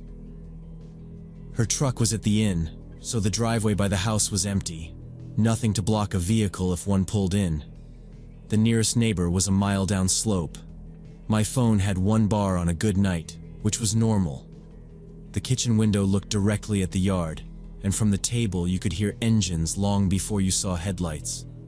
It felt safe enough to read old captions and get lost in names I didn't know.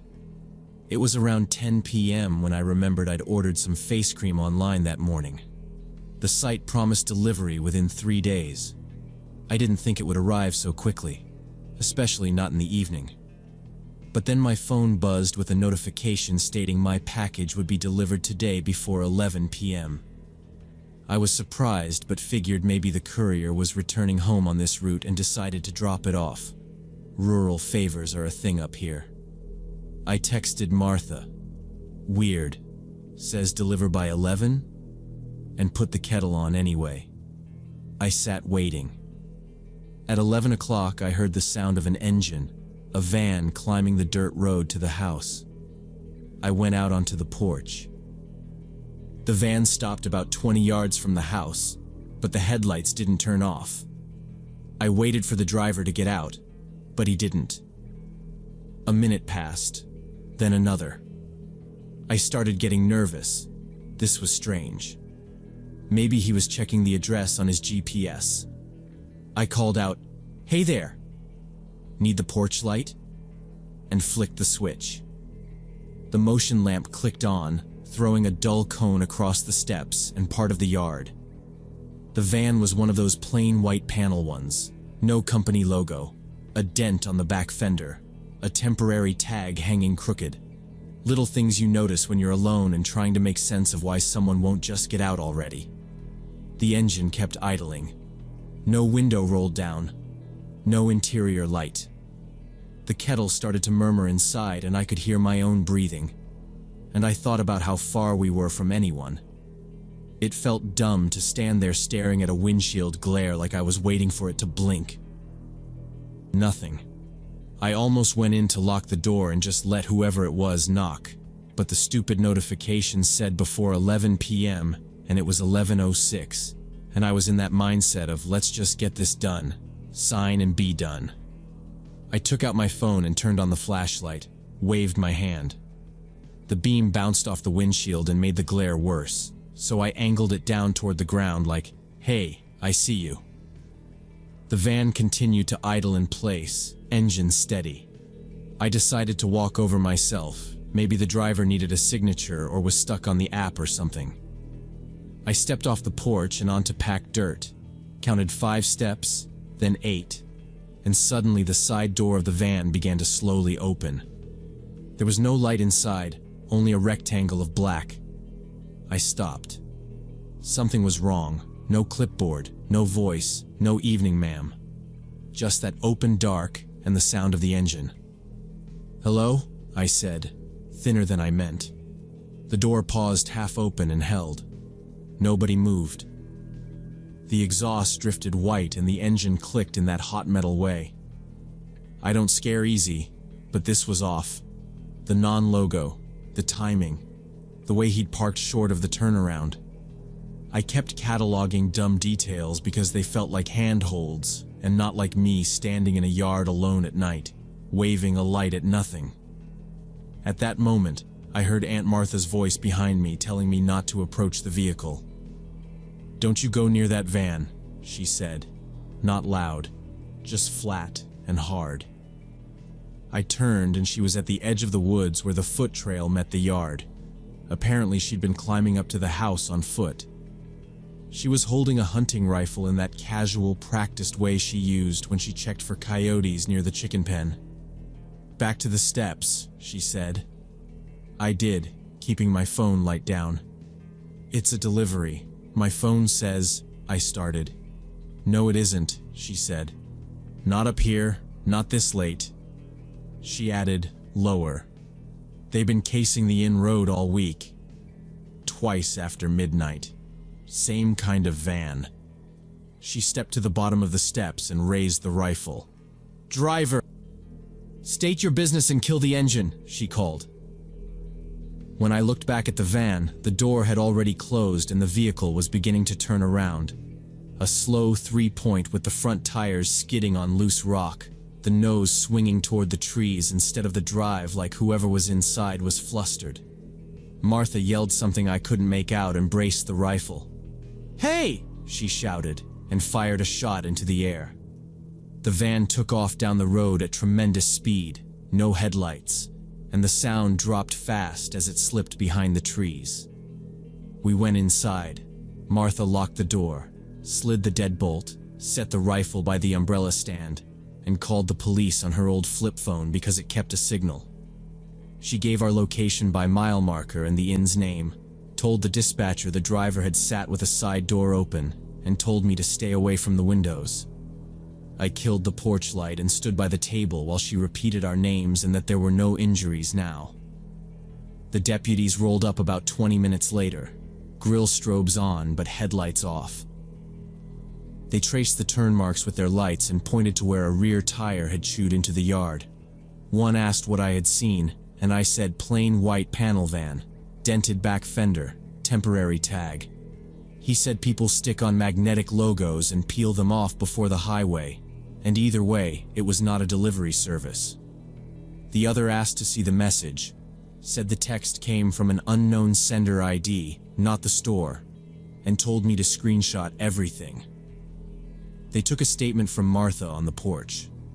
She said she had seen that same style of van twice near the inn's back service road after midnight that week, and had written down part of a plate. She told them about the poachers she ran off in September when they tried to cross the fence line and she would not allow it. Maybe they decided to scare her or me. Or maybe it was not them. The older deputy said there had been attacks on lone tourists last year and that a rural house with a light on could look like an easy mark. They asked about the shot, and Martha said she had fired straight up to warn, not at the van, and the deputy wrote that and nodded. They offered to sweep the road to the county line and to swing past the inn, and Martha said yes. Before they left, the older deputy told me not to open a door at night to any unmarked vehicle, not to step off the porch when something felt wrong, and to stop treating messages as proof. If it is real, it can wait till morning, he said, and he suggested motion cameras and calling the store or the carrier before stepping outside again. They pulled away, and their taillights vanished around the curve. The real package did not arrive until a week later. A marked truck and a driver in a vest scanned it on the porch and checked my ID. He said the text was not theirs. I lived with Martha for 2 more months, and every evening I checked the locks and kept my phone close. What bothers me most is how targeted it felt. Someone knew I had ordered something online, knew the timing, knew I was alone that night. And that van sitting there with the engine running, the side door open into darkness. It was not just intimidation. They were waiting for me to get close enough. I think about what would have happened if Martha had not come up that trail at that moment, if she had not brought the rifle, if she had paused at the inn. The police never found the van or the sender. Martha thinks poachers, but I am not so sure. I never ordered anything online to that address again.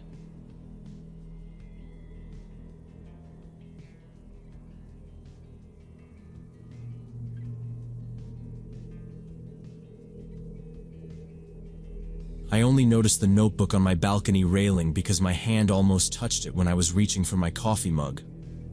It was just a regular school notebook, lined pages, completely soaked from yesterday's rain. And it shouldn't have been there at all because my balcony is small and I don't keep stuff on the railing. There's nothing to keep from blowing away. My apartment was on the 4th floor of the college dorm, balcony facing the inner courtyard. And I'd been living there for my 2nd year studying engineering. Across the yard, maybe 30 meters away, stood the old university administration building that nobody really used anymore. The windows were almost always dark. Only occasionally I'd see a light flicker in the far wing. Probably janitors or maintenance, that kind of thing. I flipped through the notebook out of curiosity, and the paper came apart in places. But the ink held enough to read. Pages filled with small handwriting, dates, times, short notes about my actions. 3:30 p.m. Returned from gym, blue t-shirt.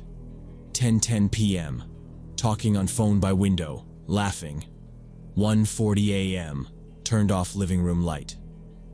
I checked the first date I could make out and then the last, and the entries went back 3 months, consistent, almost daily, sometimes 3 or 4 notes per day, like someone punching a time clock on my life. My first reaction was disbelief, maybe someone's stupid prank, but the details were way too accurate and too boring to be a joke, like who writes microwaved leftovers 12:11 for fun. I stood there trying to remember the last few weeks, and I realized there'd been this weird uneasiness when I was alone, like something in the corner when nothing was there. And a few times I thought objects in my apartment had moved slightly. My phone charger not where I left it. A book turned to a different page. I blamed my own mess. I'd chalked it up to exhaustion and being buried in circuits and statics. And honestly, I'd laughed at myself. Now I was holding this soaked notebook, and I understood that someone had been methodically watching me for months, not creatively, just clinically. The last entry, dated 2 days ago, read, "Ordered pizza at 7 p.m., ate alone, then watched something on laptop until 1 a.m. That was exactly right, and it nailed the part where I paused the movie to answer a call at like 9:20, because below it there was paused at 9:20 for phone. I stepped out onto the balcony, set the notebook down because my hands were shaking more from adrenaline than fear, or maybe both, and tried to figure out where someone could have such a clear view of my apartment. Most windows in the admin building were at bad angles.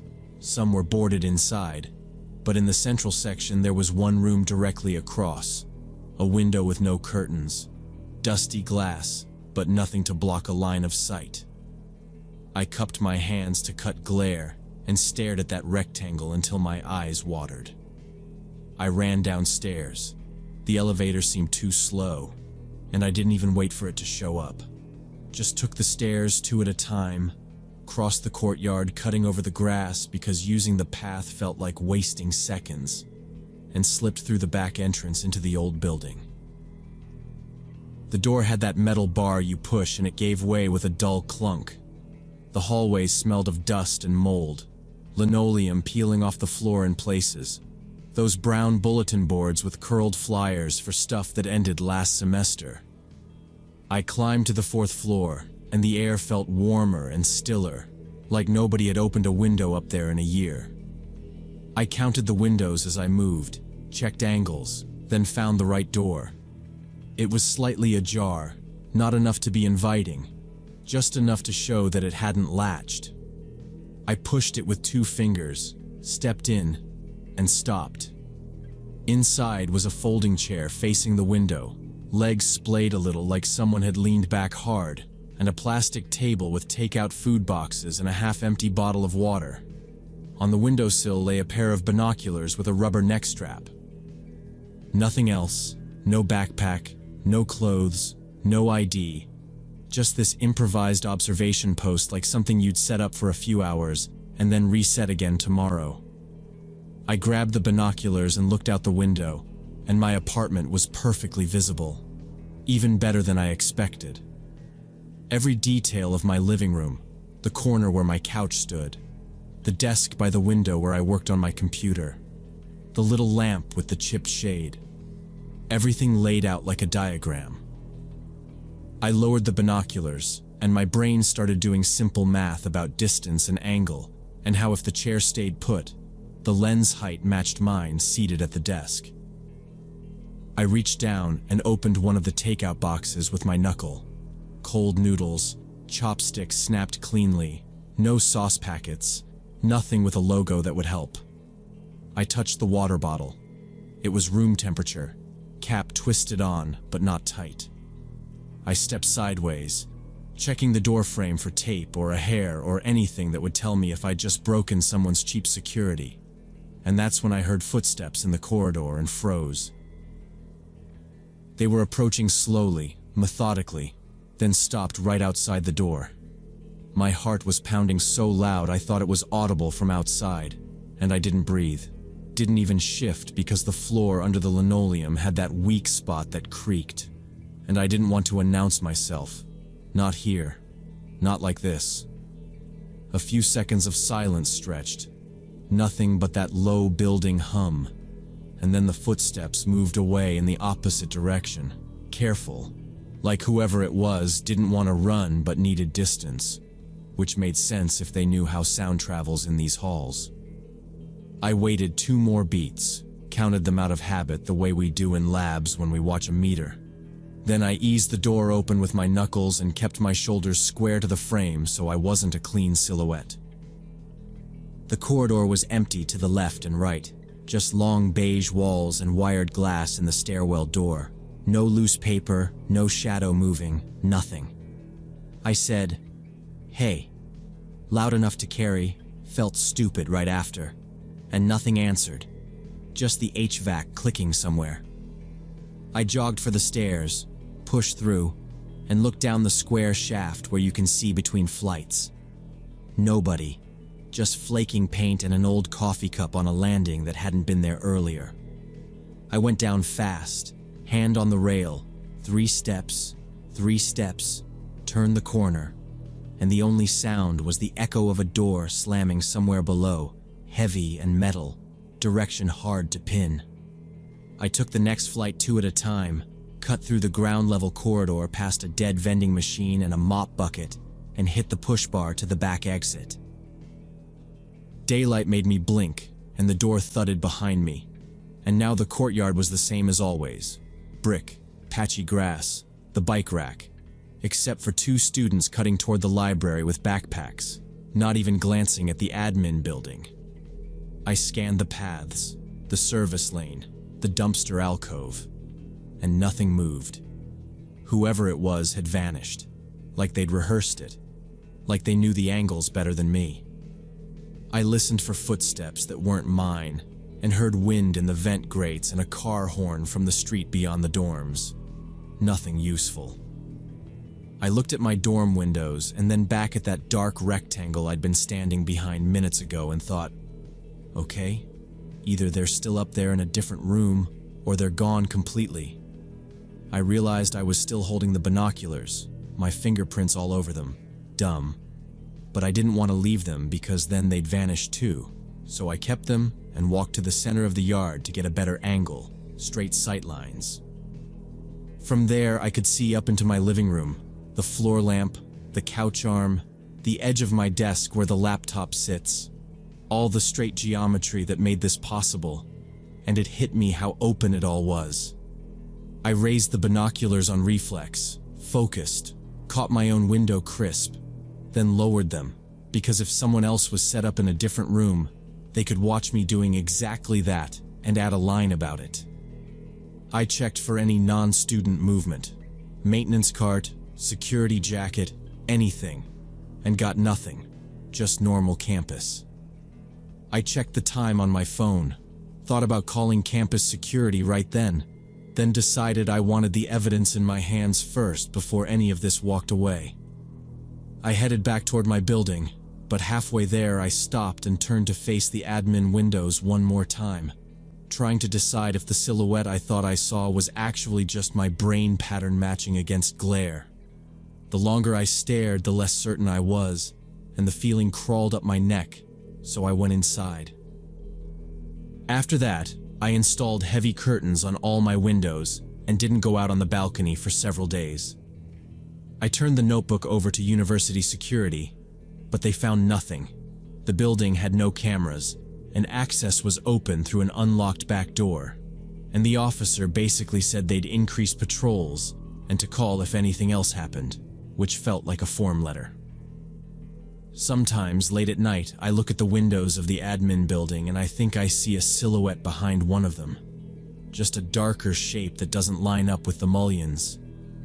I still don't know who it was or why someone so carefully documented my life. Like I was some kind of research subject. Not interesting, just predictable. What scares me is thinking about how many of my private moments this stranger saw, recorded, and maybe saved somewhere else with timestamps and little notes the same way they wrote about my pizza. I moved to a different dorm building at the start of this semester. Different courtyard, different angles. But I still check my balcony every morning, just in case.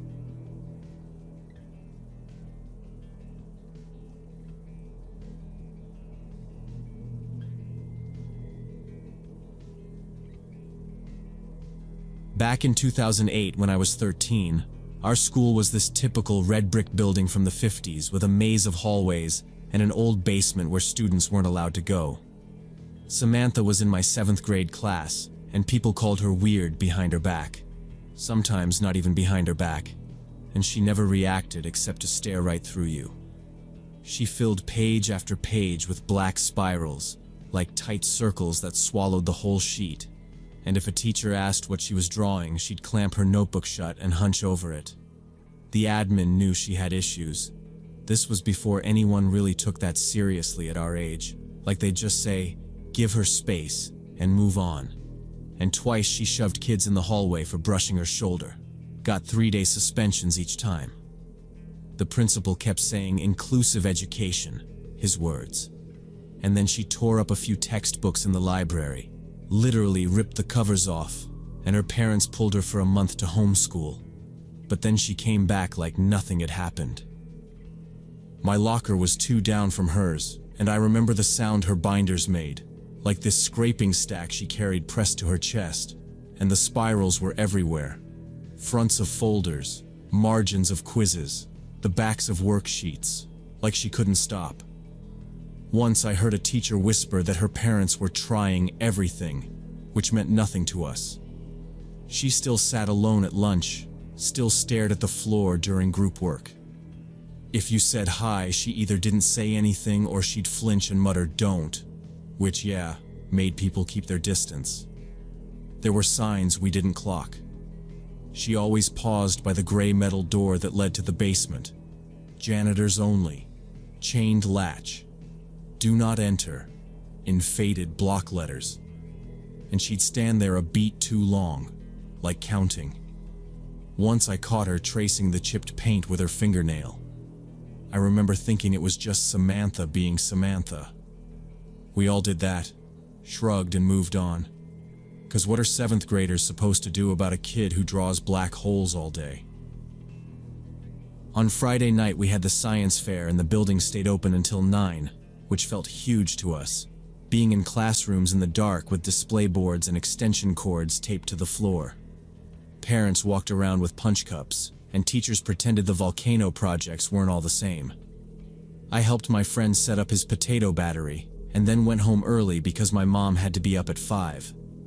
Nothing felt off then, nothing obvious anyway. Monday morning blew that up. 2 cops and our vice principal, Mrs. Collins, were at the front entrance with faces like they'd practiced not panicking. Instead of the schoolyard, we were routed straight inside. Teachers were in the hall with keys out, calling our names and funneling us into classrooms, and then the doors clicked and the blinds came down. That had literally never happened. Mrs. Hart, our homeroom teacher, kept clearing her throat and asking if anyone stayed late on Friday, if anyone saw something unusual by the science wing, the stairs, the basement. We all looked at each other like, what? A girl said her dad left early 'cause of parking. A boy said he forgot his trifold and came back for it. Nobody had anything real, and the silence got heavy. About half an hour in, the old intercom crackled, and Principal Wilson's voice came over. Too careful. He said there'd been a serious incident involving our biology teacher, Miss Parker, and that she was in the hospital. He said we were safe, and that police were investigating, and that teachers would keep us in rooms until further notice. No details. He signed off and the speaker popped like a cartoon, and then nobody talked for a while. I think that was when my stomach finally dropped. We spent the whole day shut in.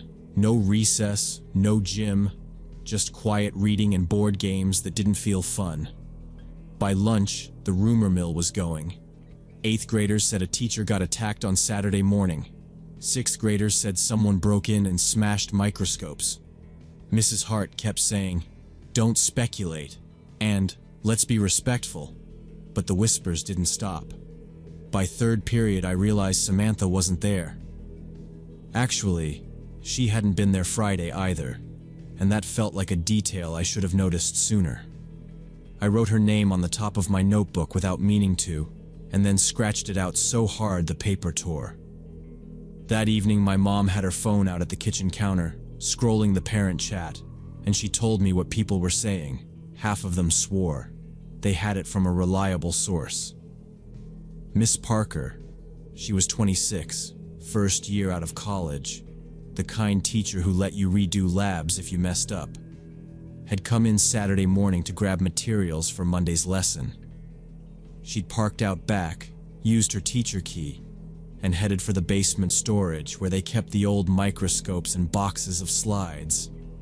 And when she opened that basement door, Samantha jumped out of the dark and hit her with a heavy anatomy textbook. Those big ones with the glossy spine and the cross-sections, swung it over and over at her head. My mom said multiple times like she was quoting. And Miss Parker somehow staggered upward toward the exit and managed to get to the doorway and call for help. Police found Samantha in the gym, hiding behind the stacked blue gymnastics mats near the bleachers, knees pulled up, hoodie over her head, like she'd been waiting to be told what to do next. They'd swept the building room by room after Miss Parker's 911 call, and blood on the stairwell led them away from the basement, through the science wing, and toward the gym doors. So it wasn't some detective show miracle. It was just steady work and common sense. An officer said, "Don't run," and she didn't. He told her to show her hands and step out slow, and she did. And when he cuffed her, she said something like, "I didn't break anything," which made no sense to me at all later. They led her past the trophy case. None of us saw it, obviously, but kids always know details before adults admit them. The next week, a detective came to our class with Mrs. Collins and did the calm voice thing while we sat in a circle and kept our feet still. He said they were piecing together a timeline from Friday night to Saturday morning, and he asked if anyone had seen Samantha at the fair, or if anyone knew about her hanging around the basement before. Nobody raised a hand. He said phrases like open communication and non-judgmental space, and then he collected our names anyway because that's what they have to do. Mrs. Hart told him about the time Samantha paused at the basement door, and he wrote that down. He asked me about lockers near hers, and I told him what I knew. The binders, the spirals, the way she kept her head down. He nodded and looked tired. The investigation got practical after that. Our building only had cameras on the main entrance and the front hall. Budget stuff, always has been. So they couldn't tell how she'd slipped back in after the fair or where she hid before the janitors locked up. Rumors said a side door latch sometimes didn't set unless you yanked it hard. Another rumor said a student had propped a door with a folded brochure to run out to a car and never pulled it. What they put in writing later was they couldn't determine point of entry and that she evaded detection after closing. She'd spent the night on campus. She went down to the basement and waited. For how long, who knows, but long enough to pick that spot and stand in the dark with that book in her hands. Now, before I explain the rest, you need to understand what came out about her home life wasn't like some evil parent story. The report said Samantha had stopped taking her mood stabilization meds months earlier, had been having escalating aggressive episodes, and her parents hadn't told the school because they were afraid of more suspensions, more paperwork, another push to move her. That doesn't excuse it. It just explains why no one in the building knew her baseline had changed. She'd already shoved 2 kids, ripped up materials, and if you asked why everyone looked the other way, you'd get a lot of shrugging and the word accommodations. Miss Parker's injuries were what made it real in my head. Concussion. Shoulder injury from throwing her arm up when the book hit. She stayed in the hospital a week, and when she got discharged, she went to her sister's for a while. That part I got from my mom. The district put out a statement and sent a counselor to her classes. She came back to teaching a year later, but in a completely different district, over 2 towns. No one blamed her. If anything, we were surprised she wanted to teach again at all. I still remember her lab cart with the taped-on checklist and the neat handwriting that said, "Rinse slides." They put Samantha in a specialized facility for kids in crisis, the kind with locked units and day school. And I heard through the same parent chat that her parents moved out of state shortly after the court stuff wrapped. The school reacted like institutions do after something bad happens. New cameras in every hall and stairwell. A policy that security had to sweep the building after any evening event. Every door check logged. IDs for parents at night events. Staff pairs if anyone needed to access storage on weekends. Teachers joked, not joked about carrying walkie-talkies. The gray basement door got a keypad and a new sign. They even fixed the latch on the side door and put a metal plate over the frame so you couldn't wedge it with paper, which, yeah, we all noticed. What sticks with me isn't the policies or even the news clip. It's the part where a girl our age wandered those empty halls all night, went down into the basement, and waited for someone who wasn't even connected to her. Miss Parker had never been her teacher. There was no beef, just proximity and opportunity. And I go back and forth on whether there was a moment, a tiny one, when this could have been stopped if an adult had seen the pause by the basement door, or if her parents had told the truth about the meds. And it's not about blame. It's about how thin the line was between normal Friday stuff and a Saturday morning phone call from a hallway that smelled like dust and old chemicals. And I hope she got the help she needed years before any of it. But she didn't. And the rest of us learned how to look at doors and think about locks.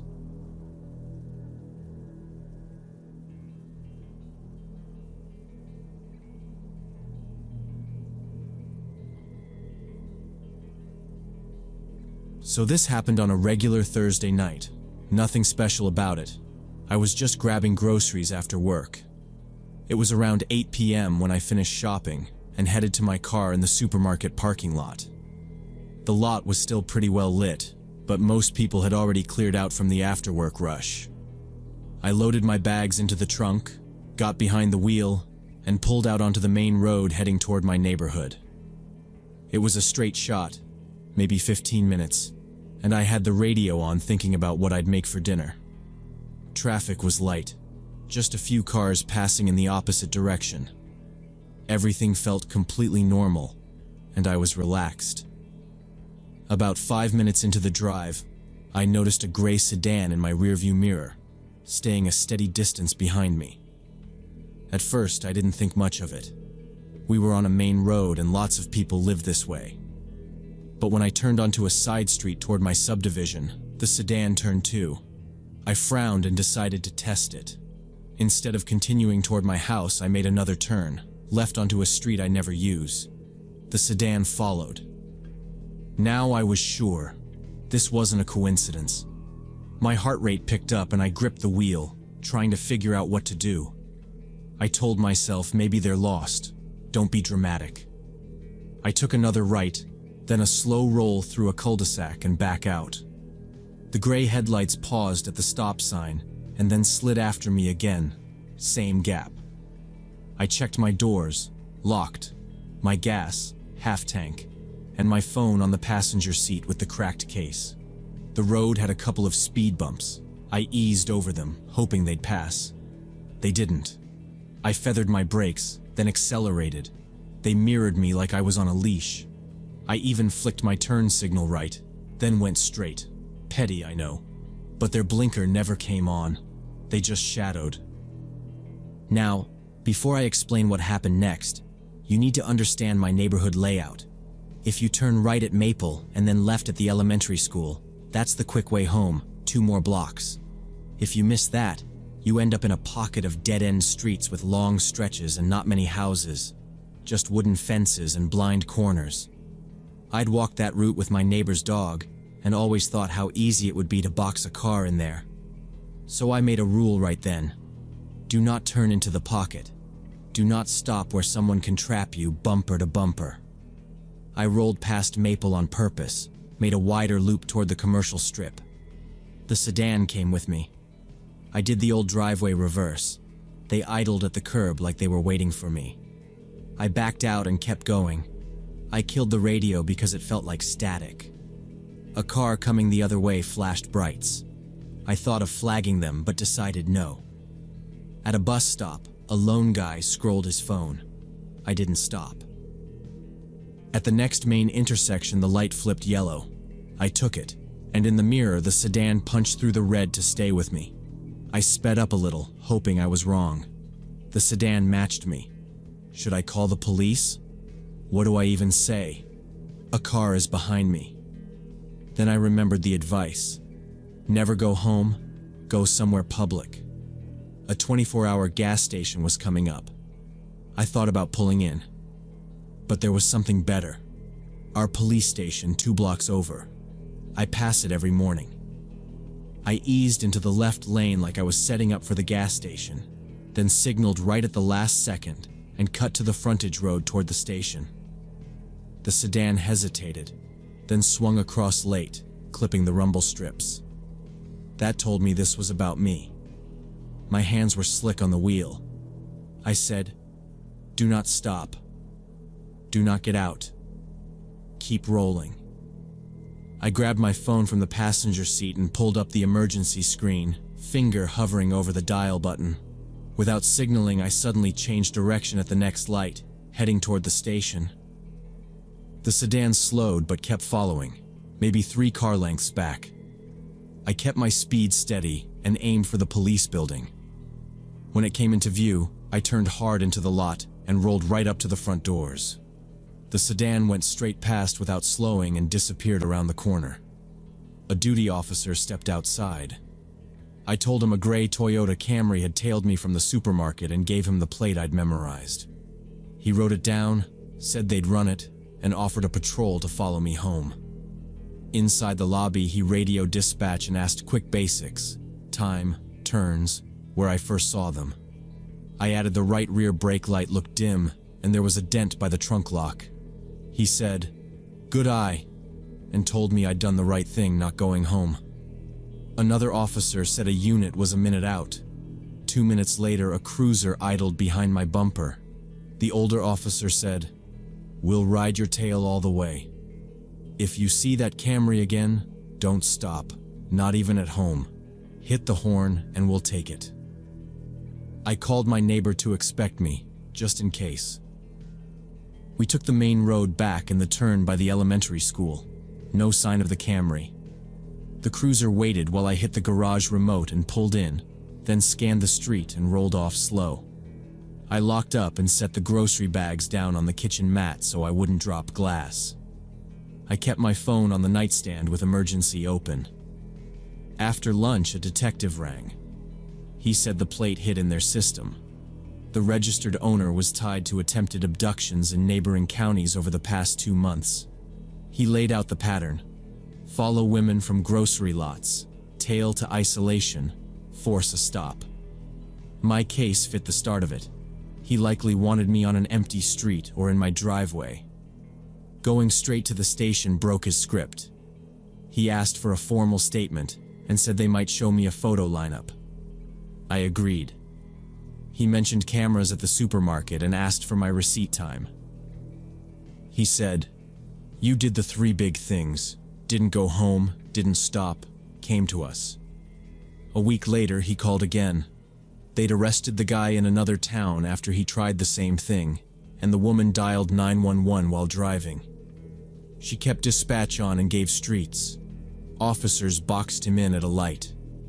They found zip ties and gloves in his trunk, not illegal alone but consistent with the attempts, and he matched descriptions. I signed my statement the next day. That night I looked over the route and marked lots with cameras I could remember. He said they'd keep my report on file and other departments were coordinating, comparing plates and routes from similar nights.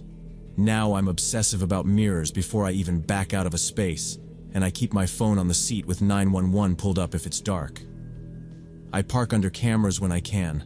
I back into spots for a quick exit, and if a car sits behind me through more than a couple turns, I head for lights and people. Plan be damned. I used to think that sounded paranoid, but after hearing the pattern and the arrest, I replay the moment the Camry slid past the station doors and I count it as the best turn I've ever made.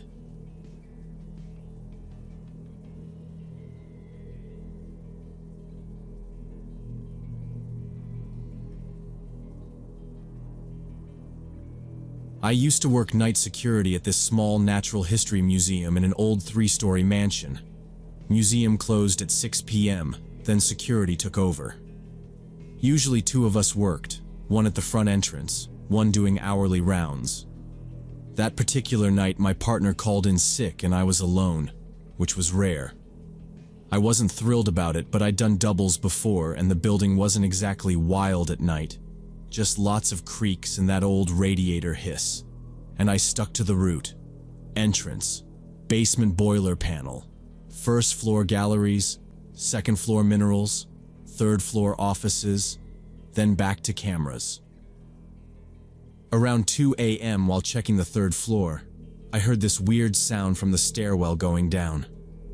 It was soft at first, like a shoe slipping on stone, and then one more step, definite. And every exit was dead-bolted, and I had the keys on me, so that didn't make sense. I took the stairs to the 2nd floor to clear the landing. Slow, radio clipped at my chest, flashlight off so I wouldn't backlight myself. And when I hit the 2nd floor hall, I saw the door to the minerals exhibit sitting just barely open. I definitely remembered closing it during my previous round. Handle turned, latch clicked. I'm careful about that stuff. And there it was with the little beam of exit sign light cutting across the floor. I went in. The room holds rows of glass cases and a couple of wall safes for the pricier specimens, and everything looked normal, but I felt that push of air you get when somebody moves past you, that quick slip of a draft, and it made me stop. I walked the perimeter, checking case locks with a fingertip, scanning for a cracked panel or footprints, anything. Nothing broken, nothing shifted. The big amethyst geode still sitting where it always sits like a purple open mouth, and I told myself it was just the old ventilation doing its thing, and that I was letting the empty building get to me. I pulled the door shut, tested it twice, logged minerals secure on the round sheet, kept moving. An hour later, past 3, I was crossing the 1st floor by the taxidermy hall, and I caught a silhouette between the elk and the bear, just a person shape where a person shouldn't be. I froze, then raised the light. A man stood there in dark clothes, back to me, completely motionless, like he was part of the display. I called out, "Sir, museum's closed," and got nothing. He turned slow. Gaunt face, long greasy hair tucked in the hood, eyes not really on me, more like through me. Dirty jeans, gray hoodie, no bag, no badge, not staff, not a visitor who got stuck in a bathroom. He didn't even look curious, just absent. And when I asked who he was and how he got inside, he stared somewhere over my shoulder like I wasn't actually the one talking. Trying to stay calm, I told him we were closed and that we needed to head to the exit together. "No big deal, man. We'll get you signed out." And I gestured with the beam so he'd see I wasn't crowding him. He didn't react, just stood planted like a coat rack. I pulled my radio and keyed dispatch. "Unit 4 at first floor taxidermy. One unknown male inside. Send PD." And as soon as he heard the words, he slid sideways and took off down the cross hall toward the staff door. Not running, not quite, but moving fast. I followed at a distance because you don't corner someone when you're alone and you don't know if they're carrying. And I kept radio open so dispatch could hear my steps and my breathing. He cut into the service corridor and disappeared around the turn by the locker room. I got there in under 5 seconds and the hallway was empty. Clean empty. Like he'd evaporated. And the steel service door at the end sat locked from the inside with the deadbolt engaged the way it should be. That was impossible unless he had a key or a second body on the bolt. And nobody did, because I was the only one on duty. The corridor only leads to storage, custodial, archives, and the little loading alcove with a caged gate. That's it. Now, before I explain what happened next, you need to understand. Our storage rooms are basically dead ends with fire doors that close heavy and loud, and I hadn't heard a door catch. I started clearing rooms one by one, wide angle first, then corners, calling it in as I went because if I went quiet, dispatch would send everyone. Cleaning supply closet, mop sink, rags, nothing. Empty locker room, benches, dented metal lockers, no feet visible, no stalls. Archive, shelving, banker boxes, the old card catalog cabinet that jams. I nudged stacks with my boot, checked under the rolling ladders. I could feel sweat running under the vest, and I kept telling myself he was just some desperate guy looking for a warm place to crash, 'cause people do that. They slip in at closing behind a tour group. It happens. And desperate doesn't always mean dangerous, but it can. And I didn't want this turning into me chasing him into a bad corner. I moved to the last door at the end, Exhibit Storage B, the one we call the graveyard, 'cause it's where old stands and busted plexi go to die. The hasp was latched but not locked, which bugged me 'cause I lock it out of habit, and the motion detector above the jamb has been dead for months because maintenance keeps promising batteries. I eased it open with the light low, swept across a maze of wooden platforms and mannequin bases and a couple of those black velvet rope stanchions, and I said, "Hey man, I'm not here to jam you up. Just need you to come out with your hands where I can see them, all right?" No answer. Only that faint hum from the soda machine in the hall. I stepped around a stacked set of acrylic risers, kept my back to the wall when I could, checked behind the tall crate with the fork pockets, listened for breathing, anything. My radio crackled, dispatch asking for status, and I started to answer but stopped because I saw the hoodie's cuff just barely sticking out behind 2 tilted display boards. I didn't move fast. I planted, angled the light so it didn't blind him, and said, "Don't reach. Show me your hands." In the last room, among old exhibit stands, I found him crouched in a corner. I kept the light on his hands and didn't step in, just held the doorway and repeated myself. And that's how we were when backup showed up roughly 10 minutes later. 2 of our guys from the on-call list who live nearby and a patrol unit that rolled in fast. They moved past me like they'd practiced in that exact room. One guard took my place and kept the beam steady. The other worked the flank, and the officer gave the usual, "Hands where I can see them, stand up slow." and the guy did it without a word. No fight, no twitch, just unfolded and kept his eyes somewhere near the floor. The officer reached, checked his waistband, empty, checked pockets, lint and a busted lighter. "You got ID?" Silence. The officer tried again, calmer. "Name?" Nothing. We were careful because tight spaces make people do dumb things, but he just let them guide his wrists, and even when the cuffs clicked, he didn't say a thing. They walked him into the service hall, and when they angled him toward the exit, he stalled like he'd hit glue, planted his feet, went heavy. The officer took one arm, our guard took the other, and they basically had to carry him forward in short steps. I asked the second guard to help me clear the basement, since if someone finds one weak point, there's usually two. And down there we saw it. The little hopper window above the old dehumidifier had a spiderweb crack, and the outer pane was punched. On the sill there was grit, and a thread from a hoodie, and a scuffed footprint on the paint, obvious as a sign. The alarm panel still showed green for that zone, which told us more than we wanted to know. So I called operations and got the night engineer, and he told me, like it was nothing, the basement motion sensors had been awaiting parts for a month. Nobody had told security the zone was blind, which hit me wrong because I was the one alone in the dark. Out front, the cops tried the soft approach again under the portico lights. "We can help you if you help us." Same tone, same script. He stared past them like he was listening to a bus schedule in his head. He wouldn't step into the cruiser on his own. They had to duck his head, fold his knees, and guide his feet. Even then he stayed limp, not resisting, just refusing to assist, which makes everything slow and awkward. I had a second to think maybe he couldn't hear, but when the officer snapped fingers near his left ear, he flinched hard enough to blink, so hearing wasn't the issue.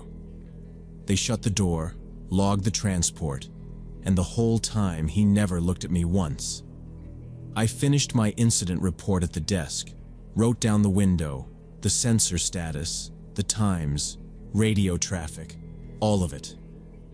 By morning I heard he'd been released after a few hours on a trespass warning because property didn't want to press for the broken pane. Cheap glass, not worth court. And there wasn't theft or damage inside. Outreach said he was local homeless, sleeps near the freight line bridge, no violent history, nothing to hold him on except being where he shouldn't be. Maintenance boarded the window before the building opened, then swapped in laminated glass by lunch, and finally replaced the dead motion heads and put a bolt-on grate over the well. They also adjusted the route. Mandatory dual rounds indoors after midnight until further notice, and a memo from management landed in my inbox that basically said "good job" and lessons learned, plus a reminder to verify all zones at shift start, even if the panel looks normal, which I would have if anyone had told me the zone was out in the first place. For weeks after that, I jumped at every reflection on the camera monitors and every shape that read as a person when it was just a coat on a hook. And the image that stayed was him standing dead still between the elk and the bear like he was part of the set. And what bothered me most was the quiet. Not just his mouth, but the way he moved without the usual noise people make. No throat clear, no shoe squeak, just that slow drift that makes you think you missed a step somewhere. Management treated it like a solved checklist. Window replaced, sensors live, new grate, new policy, done. But I kept thinking he could have been inside for hours before I caught that silhouette, walking past the minerals room and slipping through doors right after I cleared them. And I kept replaying how it might have gone in one of those back rooms where the radio cuts out, and you have two exits, and he's between you and both. And yeah, I felt bad too because he wasn't violent. He was just cold and desperate. And all of that can be true at the same time. Which is why I pushed until they rehired a second night guard, and then I left anyway about 6 months later for a place with better lighting and actual redundancy. And now when I take my kid to a museum, I can't stop scanning the corners and the service doors and the gaps between cases for people who don't belong. Still can't walk through museums without scanning for people who don't belong.